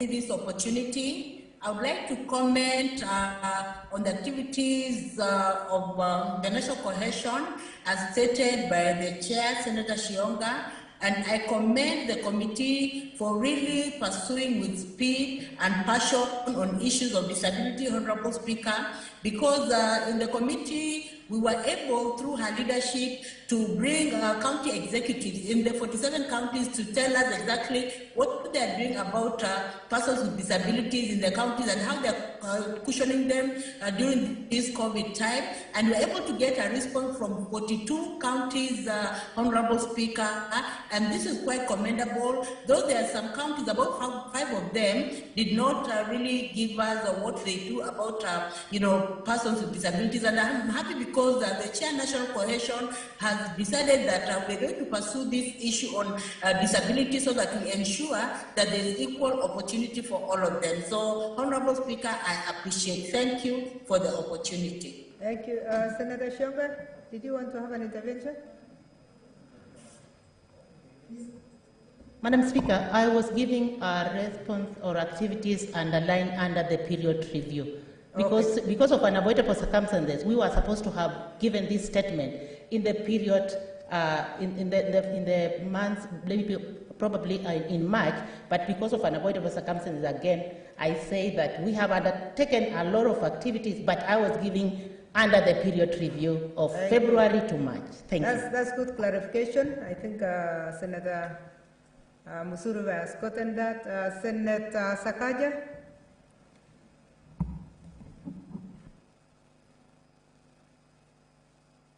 Madam Speaker, allow me to just briefly comment on the work of this committee, very ably chaired by Senator Shionga. Madam Speaker, I am very proud of Senator Shionga and how she has really taken the role of chair. She's one of the first female members to chair committees in this House. I think she was the first. And Madam Speaker, we're really proud of what she's been able to do, not because she's a female member, but because she has the ability. She used to be a member of my committee of labor, and she says that she was learning a lot when I was chairing. Madam Speaker, this committee is extremely important. Senator Zani will tell you, because Senator Zani was a member of the first Committee of Cohesion in 2013, which I chaired from 2013 to 2017. And Madam Speaker, it is not by accident that this committee got its name, National Cohesion and Equal Opportunity, because you cannot have cohesion in this country if you do not equalize opportunities for all, Madam Speaker. And that's equalizing opportunities for all, no matter their tribe, no matter their age, no matter their gender, no matter their disability status. This committee, if anything, Madam Speaker, and I wish it remained as a joint committee, because it was a joint committee of both National Assembly and the Senate, there are many things interventions that you need to make that would more naturally come up from the National Assembly and vice versa, Madam Speaker. But now we have two committees. We have one in the National Assembly that is led by Honorable Maina Kamanda, and we have this one led by Senator Shionga. I don't know if they are of the same mind on these issues. Madam Speaker, having said that, I would just like to urge Senator Shionga, even as she goes on with all these activities, to remember one very important aspect that talks about equalization of opportunities. In 2015, when we amended the Public Procurement and Disposal Act, we put in a very specific provision in that act. And that provision, Madam Speaker, is about the preferences and reservations for women, youth, and persons with disability. The 30% procurement opportunities for them are provided for in that act, and that is the only act that is so specific and says that every 6 months, and Senator Shionga, your committee is mentioned in that act, it says that every 6 months, the Committee of Parliament that is charged with equalization of opportunities shall bring a report to the House detailing how counties, how the national government, how other agencies have been implementing the 30% directive for youth, women, and persons with disability, which means the Public Procurement Regulatory Authority, PPRA, is supposed to be providing you with a list to say these counties are giving youth their contracts, these counties are giving women, these counties are giving people with disability, and these ones are not. Madam Speaker, we push to even make sure that 30% is part of the performance contracting. Now, if we do not do this, Madam Speaker, our legislation will be in vain, because we really fought to get this 30%, and we felt that it's a blessing. You can imagine, in a budget of even let's say $1 trillion or two, 30% of that being in the hands of our young people and women and persons with disability we will not be talking about a lot of the social ills that are across this country. Many county governors are giving their cronies, many ministers and PSs are giving their children, they have registered businesses in fake names, and even then, they're not reaching the quota. This is extremely important, and I really want to urge Senator Shionga, please, in this next quarter, just summon PPRA, show them the provision of the law, and ask them where those reports are, because the law is not a suggestion, Madam Speaker. Finally, I hope that she can do county visits, more of them. Senator Zani will tell you that we visited 34 counties in that term, 34 counties. We signed peace deals that to date, between communities, those communities have not fought since those peace deals were entered into. And now that committee has an even more able chair. Senator Shionga is more able than the chair who was there when it was me. And you have the advantage of hindsight wisdom and those of us who want to work with you. So please, let's go to our counties and ensure that as we look for cohesion, we equalize opportunities. Thank you and well done, Senator Shionga. We are proud of your work. Thank you, Senator. That finishes the statements. We now move to the next order. Order number 8, the Startup Bill, Senate Bills number 1 of 2021, first reading. A bill for an act of parliament to provide a framework to encourage growth and sustainable technological development and new entrepreneurship employment, to create a more favorable environment for innovation, to attract Kenyan talents and capital, and for connected purposes. Thank you. Next order. Order number 9, motion, debate on the address to Parliament by Her Excellency Samia Suluhu Hassan, President of the United Republic of Tanzania, that day. Okay, Senators, you can now press from your desk. I think the system has come back.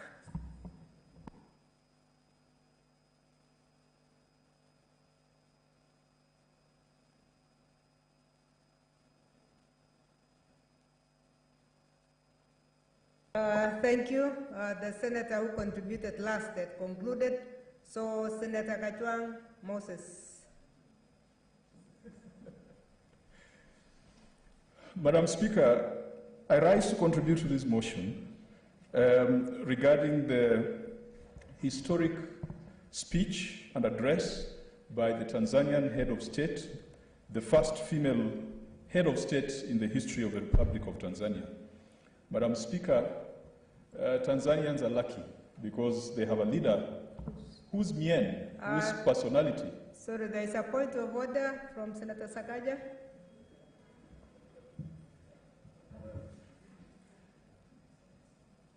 Sorry, it looks like this side is still having a problem. Yeah, please come forward. Madam Speaker, I hate to interrupt Senator Kajwang, but I'm sure he followed the proceedings on the debate on this address last week. And Madam Speaker, a trend was set that everyone who contributed in honor of President Suluhu did so in Swahili. And Madam Speaker, I contributed in Swahili for 20 minutes.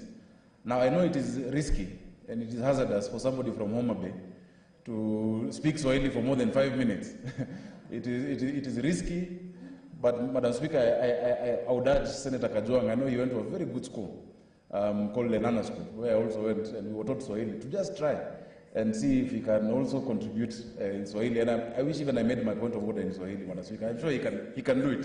Thank you. I was about to ask you why you are not giving your point of order in Swahili, because you would have helped him to understand where to go. I know Her Excellency Suluhu said she will be watching, so you have the discretion how to communicate to her. Well, you have started in English. Madam Speaker, it's only that I've started in English, and the standing orders do not allow me to revert to Swahili. And for the information of Senator Sakaja, I was once a Swahili teacher, and some of my students are now Swahili teachers. And so I don't have a big problem speaking Swahili, in as much as my variant of Swahili is a Sheng variant because of having been in Nairobi for quite some time. But then, one of the principles of integration, regional integration, specialization and focus. Let's take advantage of our competitive advantages. And so if Kenya can do well in English, let it do well in English. If Tanzania can do well in Swahili, let it do well in Swahili. Madam Speaker, in hailing the historic speech of the Tanzanian head of state, sometimes we forget where she came from. Madam Speaker, John Pombe Magufuli, the president who passed on and allowed Mama Samia Suluhu to take over, made a very good decision. Many times in this country, when we're making a decision on running mates or deputy governors or deputy presidents, we want to look for the least harmful and least controversial and the least effective and the least ambitious people to deputize us. And I think that John Pombe Magufuli, having made the decision to have Mama Suluhu to deputize him, was not looking for someone safe and someone tame. Because now that she has taken over office, we can see that indeed she had potential, she has charisma, she has the intellect, and she has a vision to ensure that Tanzania becomes a prosperous nation. Madam Speaker, if you look at the fundamentals of Tanzania from an economic perspective, if you look at its GDP currently, and if you look at its stock of mineral and stock of wealth, if you look at its natural heritage, and the manner in which it has preserved that natural heritage over the years, it tells you that indeed Tanzania has been a sleeping giant, but the sleeping giant has now awoken. If the sleeping giant wakes up, as Tanzania has awoken, we need to be sure that it's not going to run over the other people in its vicinity. We need to be sure that it's not going to run over Kenya, over Tanzania, over Burundi, and over the DRC. And with Mama Suluhu's leadership, we are sure, and we get this confidence, that Tanzania is intent on being a responsible member of the League of Nations within East Africa and in Africa generally. Just last week, Tanzania agreed to the One Network Area Agreement, which to many people who do business between Kenya and Tanzania is going to be a great sigh of relief. One of the most ubiquitous things in this region is a mobile phone, and the capabilities that it enables for trade, for commerce, for conversation, for communication. Before the One Network Area Agreement, it was very expensive to make telephone calls in and out of Tanzania. Whereas other countries in East Africa had already agreed to be part of the One Network Area, it was only last week or in the last 1 month that Tanzania made that decision. Admittedly, it is reported that the decision was made when John Pombe Magufuli was president, but the execution and delivery of that decision was made when Samia Suluhu had taken over the reins of power. Madam Speaker, we have seen the president of Tanzania very keen and very assertive when it comes to issues of infrastructure. We have seen the agreements that Tanzania has signed with the Republic of Kenya on road network and generally on infrastructure. We have seen also, even with the launch of the new port in Lamu, and there are those who think that this is Kenya trying to compete with Tanzania in a negative manner. Competition is proper, it is allowable, even within countries that form part of a Commonwealth. Even within the European Union, you will find nations competing as a result of their comparative advantages.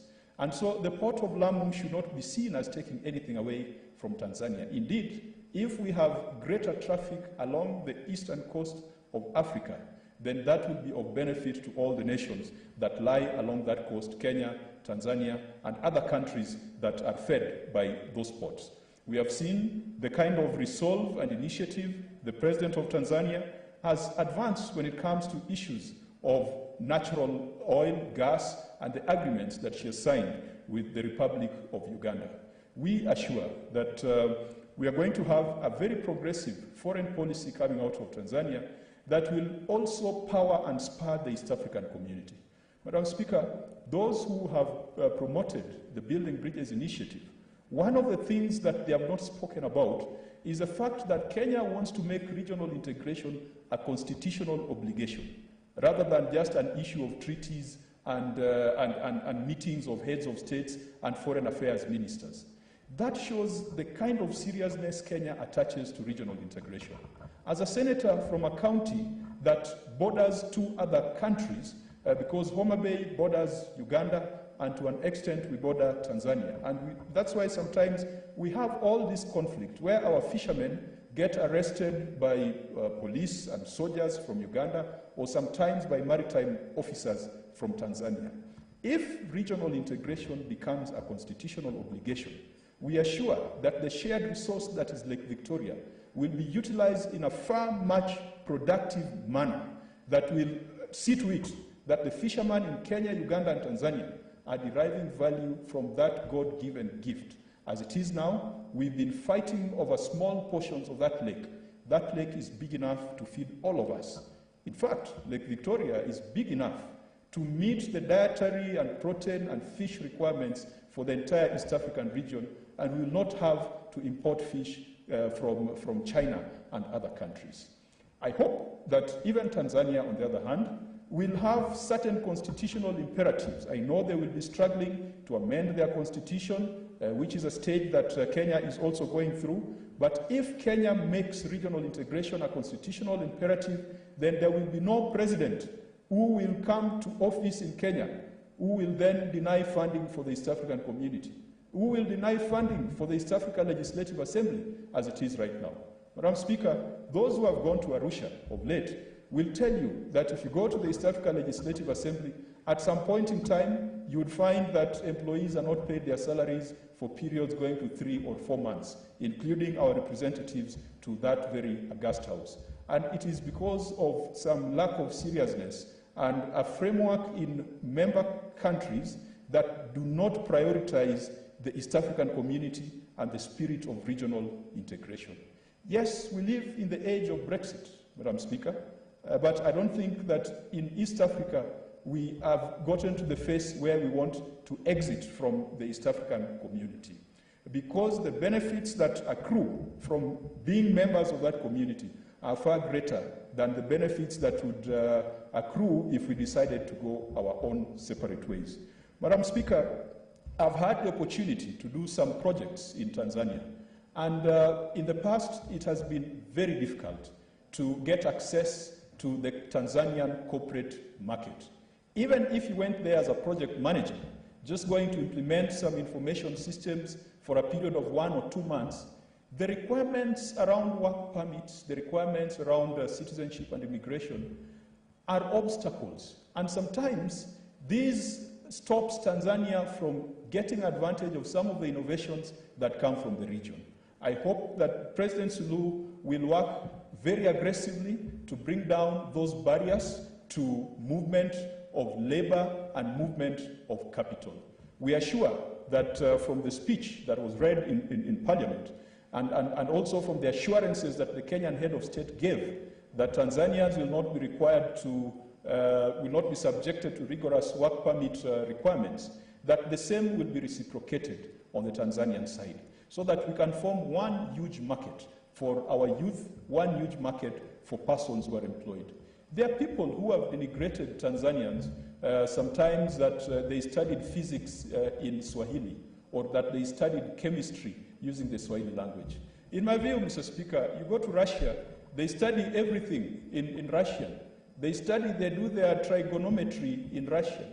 And so there's nothing wrong if Africans can build a body of knowledge and can advance their language to a level where you can explain the principles of Aristotle and the philosophy of Socrates using your local language. It speaks to the heart, and it is more memorable than when you have to subject people to foreign languages like English and Latin and those other languages that are used in other countries that think that they're more advanced. I want to encourage Tanzanians to maintain that natural heritage and also to maintain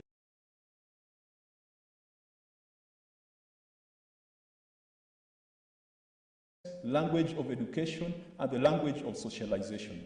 In Kenya, we probably crossed the Rubicon because ours is hopelessly tribal.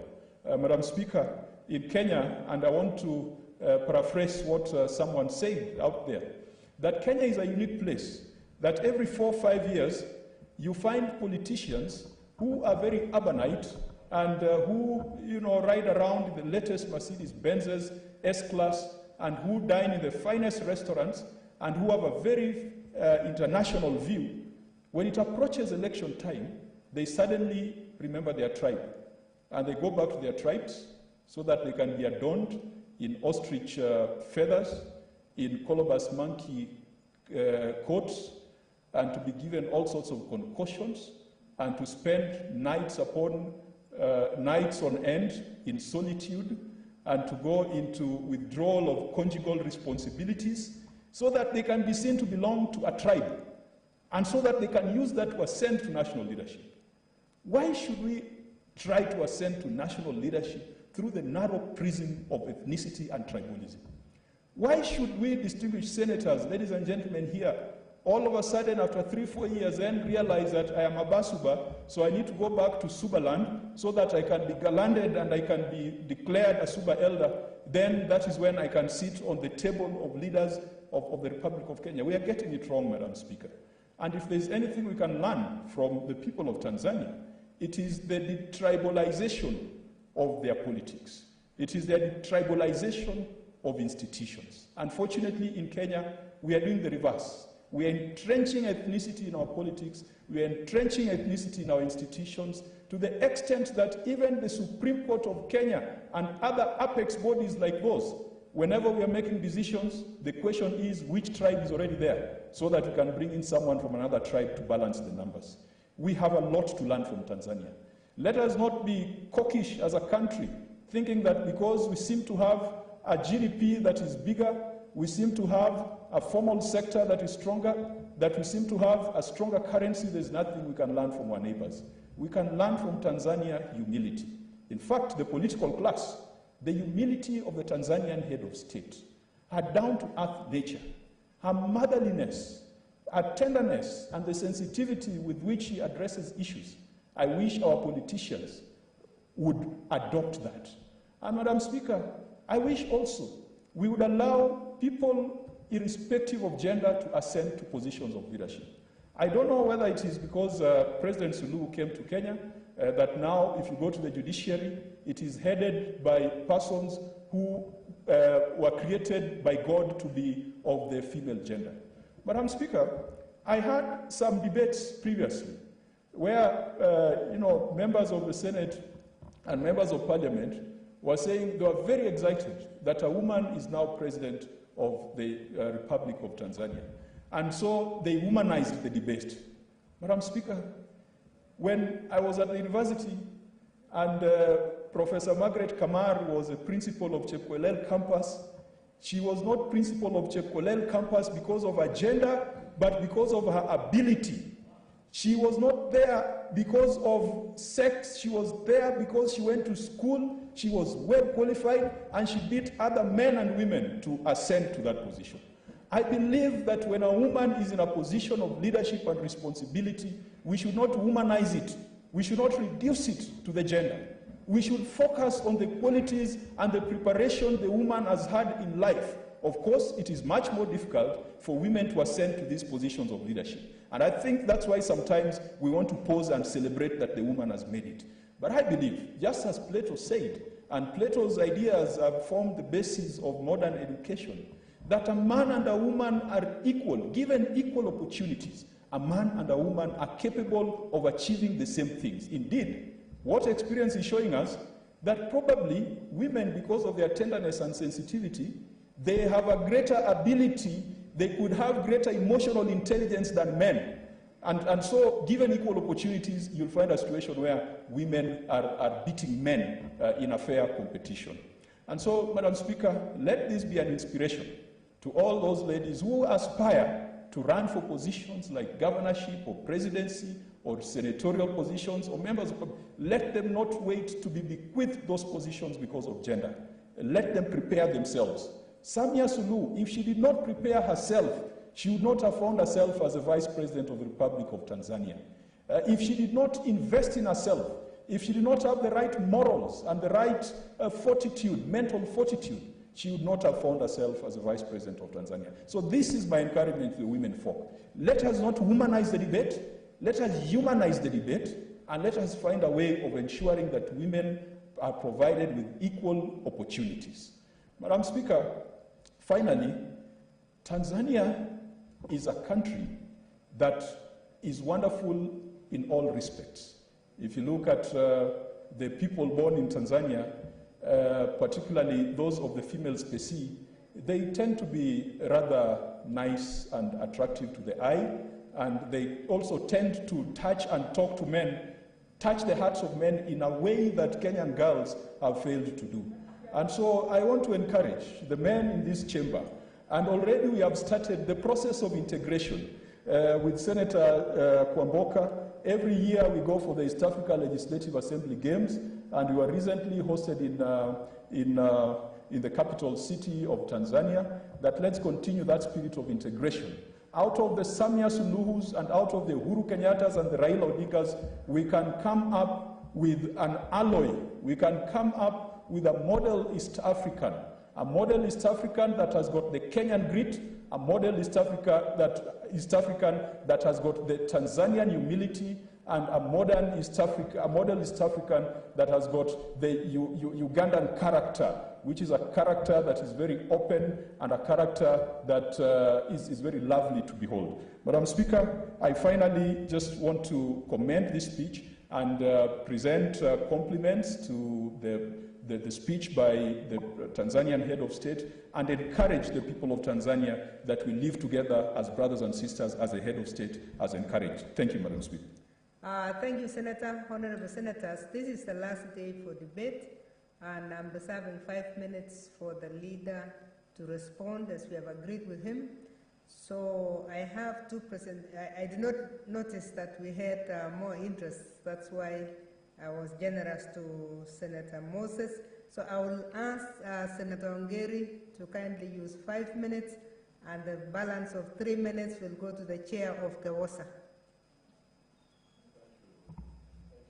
Speaker, for giving me the opportunity to again weigh in on the speech of Madam President Samia Suluhu, who visited Kenya. As a former Minister for Foreign Affairs, this was extremely refreshing, because I know how difficult it was sometimes to be able to deal with certain mundane and intricate issues that arose between the two nations. But we thank God that the heads of states at that level were able to communicate and were able to resolve most of the issues that took place in our situations. This visit has clearly been able to open up the political space between Tanzania and Kenya. This visit has been able to open up an economic space which was a bit narrow and tight in terms of policy and pronouncements. It's now been opened up, and there's a wider range of activities that will be able to create and promote the wealth and the health of Kenyans and Tanzanians, and in the overall overarching East African community bracket, because the populations are well beyond 150 million, and therefore we have a ready market that within ourselves, and if we expand to Ethiopia and Southern Sudan, then we have a much bigger market that we need not struggle trying to sell our manufactured goods, because manufacturing is the engine that will be able to drive every nation, and is the engine that will create the employment opportunities. And like now, when we have a total loss of 1.7 million Kenyans who are out of jobs, who lost their jobs, this is a very welcome visit. It opens up a new mandate for both Kenya and Tanzania to be able to ginger up the manufacturing sector on both sides, and therefore employment, the young boys and girls, young men and women who lost their jobs can be able to regain their jobs back and increase more job opportunities. And finally, the cultural aspect of it. I was very amused about the wildebeest and their nature on the flow from one side to the other side, I think for me that was the capstone of a very important, that they come from, they move from Tanzania to come and be able to get their pregnancy status established in Kenya before they go back to Tanzania. And I think that really is very symbolic because it creates a relationship between us and them that is of a cultural nature through animals, but much more meaningfully through the interaction between our own populations, between Kenya and Tanzania. And after all, the interface between Tanzania and Kenya, if you are talking of Zanakis and the other tribes, they are more akin to Kisis, and therefore we see a common thread and a common genealogy. If you are talking about the Maasais, they have a common element and a very easy element. If you are talking about the Luos, they have that common interaction, and therefore this will be a natural phenomenon and a natural situation that will bond together the two populations of Kenya. With those few remarks, I support this speech, and I thank her for coming to Kenya to be able to cement these relations, political, social, and economic relationship. I thank you. Thank you, Senator. Senator Masitsa Naomi Shionga. Thank you, Madam Speaker, for giving me this opportunity to contribute to this important motion that is tabled before this House today. Madam Speaker, I want to start by congratulating Her Excellency Samia Suluhu Hassan for being elected as the President of Tanzania, or the Republic of Tanzania, and being the first woman president in East Africa to hold that position. Indeed, I congratulate her and all the women in East Africa and Africa as a whole. Madam Speaker, we can, from the speech that she gave in this parliament, you can see that most of her attributes were focused not only to a woman, but to all the gender that are represented, especially, or to both gender that are represented, especially when she talked about animals that share equal or share both country and where they come in Kenya and they are impregnated and they give birth in Tanzania. That totally alluded to the fact that she values animals, at the same time she values what happened in human environment. Madam Speaker, we can only be separated by boundaries that were colonially demarcated, but we can't be separated with the blood. Hence, I say that we are relatives to one another regardless of the boundaries. Madam Speaker, I want to say that many will dispute her position as handed over on the silver platter after the death of her predecessor. But I want to say that it came, what happened, it was God's plan, that it was time for her to rule, it is time for her to take over the country as a president, and not only feminize that position, but it is true that she can do it from her speech. Madam Speaker, it is with the contrary that many are speaking that women are favored. From Her Excellency Samia Suluhu, you can really see that it is time for women to do it. From where you are seated, I can see you are as a Speaker of the Senate. And we learn from you, and we can say that you are doing just as the Speaker of the National Assembly, of the Senate, Mr. Lusaka, or Honorable Lusaka. And there's no difference in executing the mandate. Madam Speaker, I want to say that for all of us, we were created by God. And it is our honor that when we are given an opportunity, we can execute it without fear or contradiction.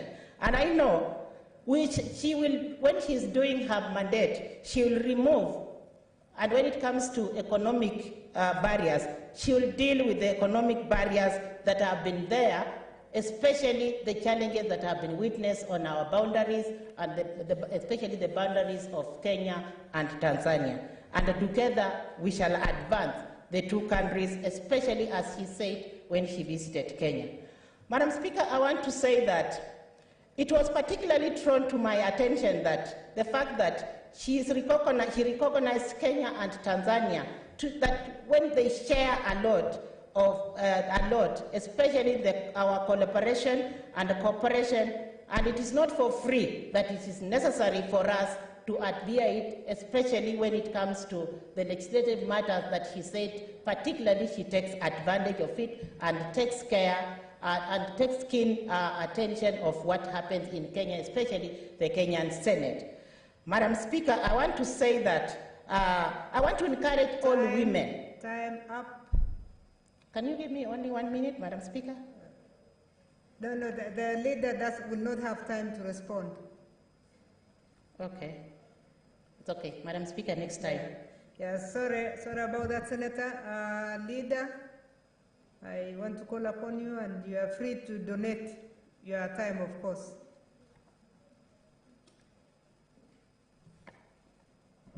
Madam Speaker, my time is so short, but I'll give 2 minutes to donate 2 minutes to Mheshimiwa Milko. Senator Milko.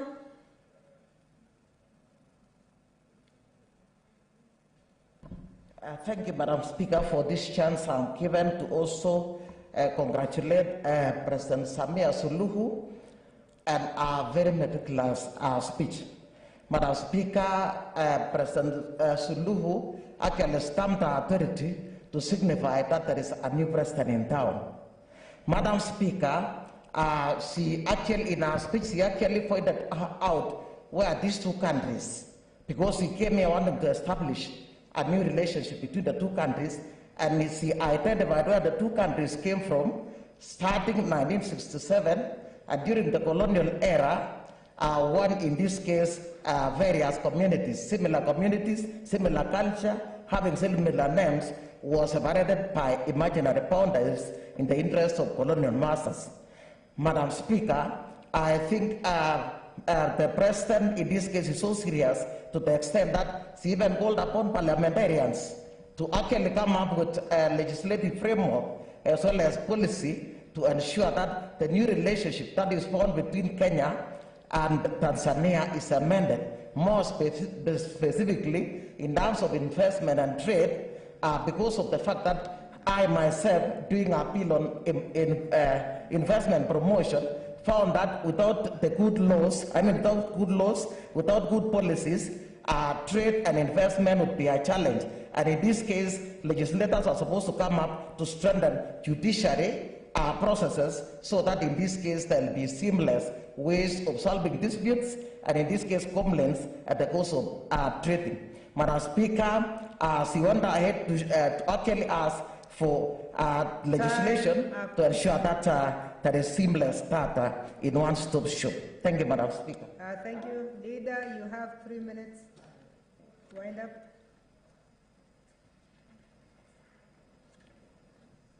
Mheshimiwa Spika, naomba ruhusa kujibu hoja. Mheshimiwa Spika, hii ni hotuba ambayo ilitolewa na Mheshimiwa Suluhu Hassan, ambavyo ndani ya hiyo hotuba Mheshimiwa Spika alifafanua sera zake na alisema mengi kuhusu safari yake hapa Kenya. Mheshimiwa Spika, nataka kushukuru rais wetu, Rais Uhuru Kenyatta, kwa kumwalika, katupa fursa na ruhusa ya kupata kiongozi mgeni kuja kutuhutubia. Kikao ya pamoja ambayo alikuja kuhutubia hapa katika bunge, Mheshimiwa Spika, ilifana sana. Na nataka ningependa kushukuru wabunge wenzangu, maseneta, ambao wamejaribu kusema kwa Kiswahili na kujadili kwa Kiswahili. Wengi hawajafanya hivyo, lakini naomba ya kwamba tukipata nafasi ama fursa nyingine tungehimiza ya kwamba maseneta wote wangesema katika lugha ya Kiswahili. Pia ningeomba Mheshimiwa Spika ya kwamba ile harakati yetu ya kutafsiri kanuni zetu za bunge katika lugha ya Kiswahili imalizwe kwa haraka, ili pia tuchukue siku moja katika wiki ya kujadili katika lugha ya Kiswahili. Nafikiria, Madam Speaker, kwa hayo machache na kwa kushukuru mtu, naomba kujibu. Nashukuru sana. Thank you, Senator. Honorable Senators, as we wind up this debate, may I also join in congratulating Senator, in congratulating Her Excellency, the President of Tanzania, for election and being the first woman president in the East African community. May I also take the opportunity to congratulate our first Chief Justice, Mother Murkomen. Honorable Senators, the debate on the address of the President is not a matter affecting counties, so I will now put a question that pursuant to Standing Order 24.6, the terms of the Senate be recorded for the address to Parliament by Her Excellency Samia Suluhu Hassan, President of the Republic of Tanzania, delivered on Wednesday, 5th May 2021. Will as many as of that opinion say aye? Will as many as of the contrary say nay? The ayes have it.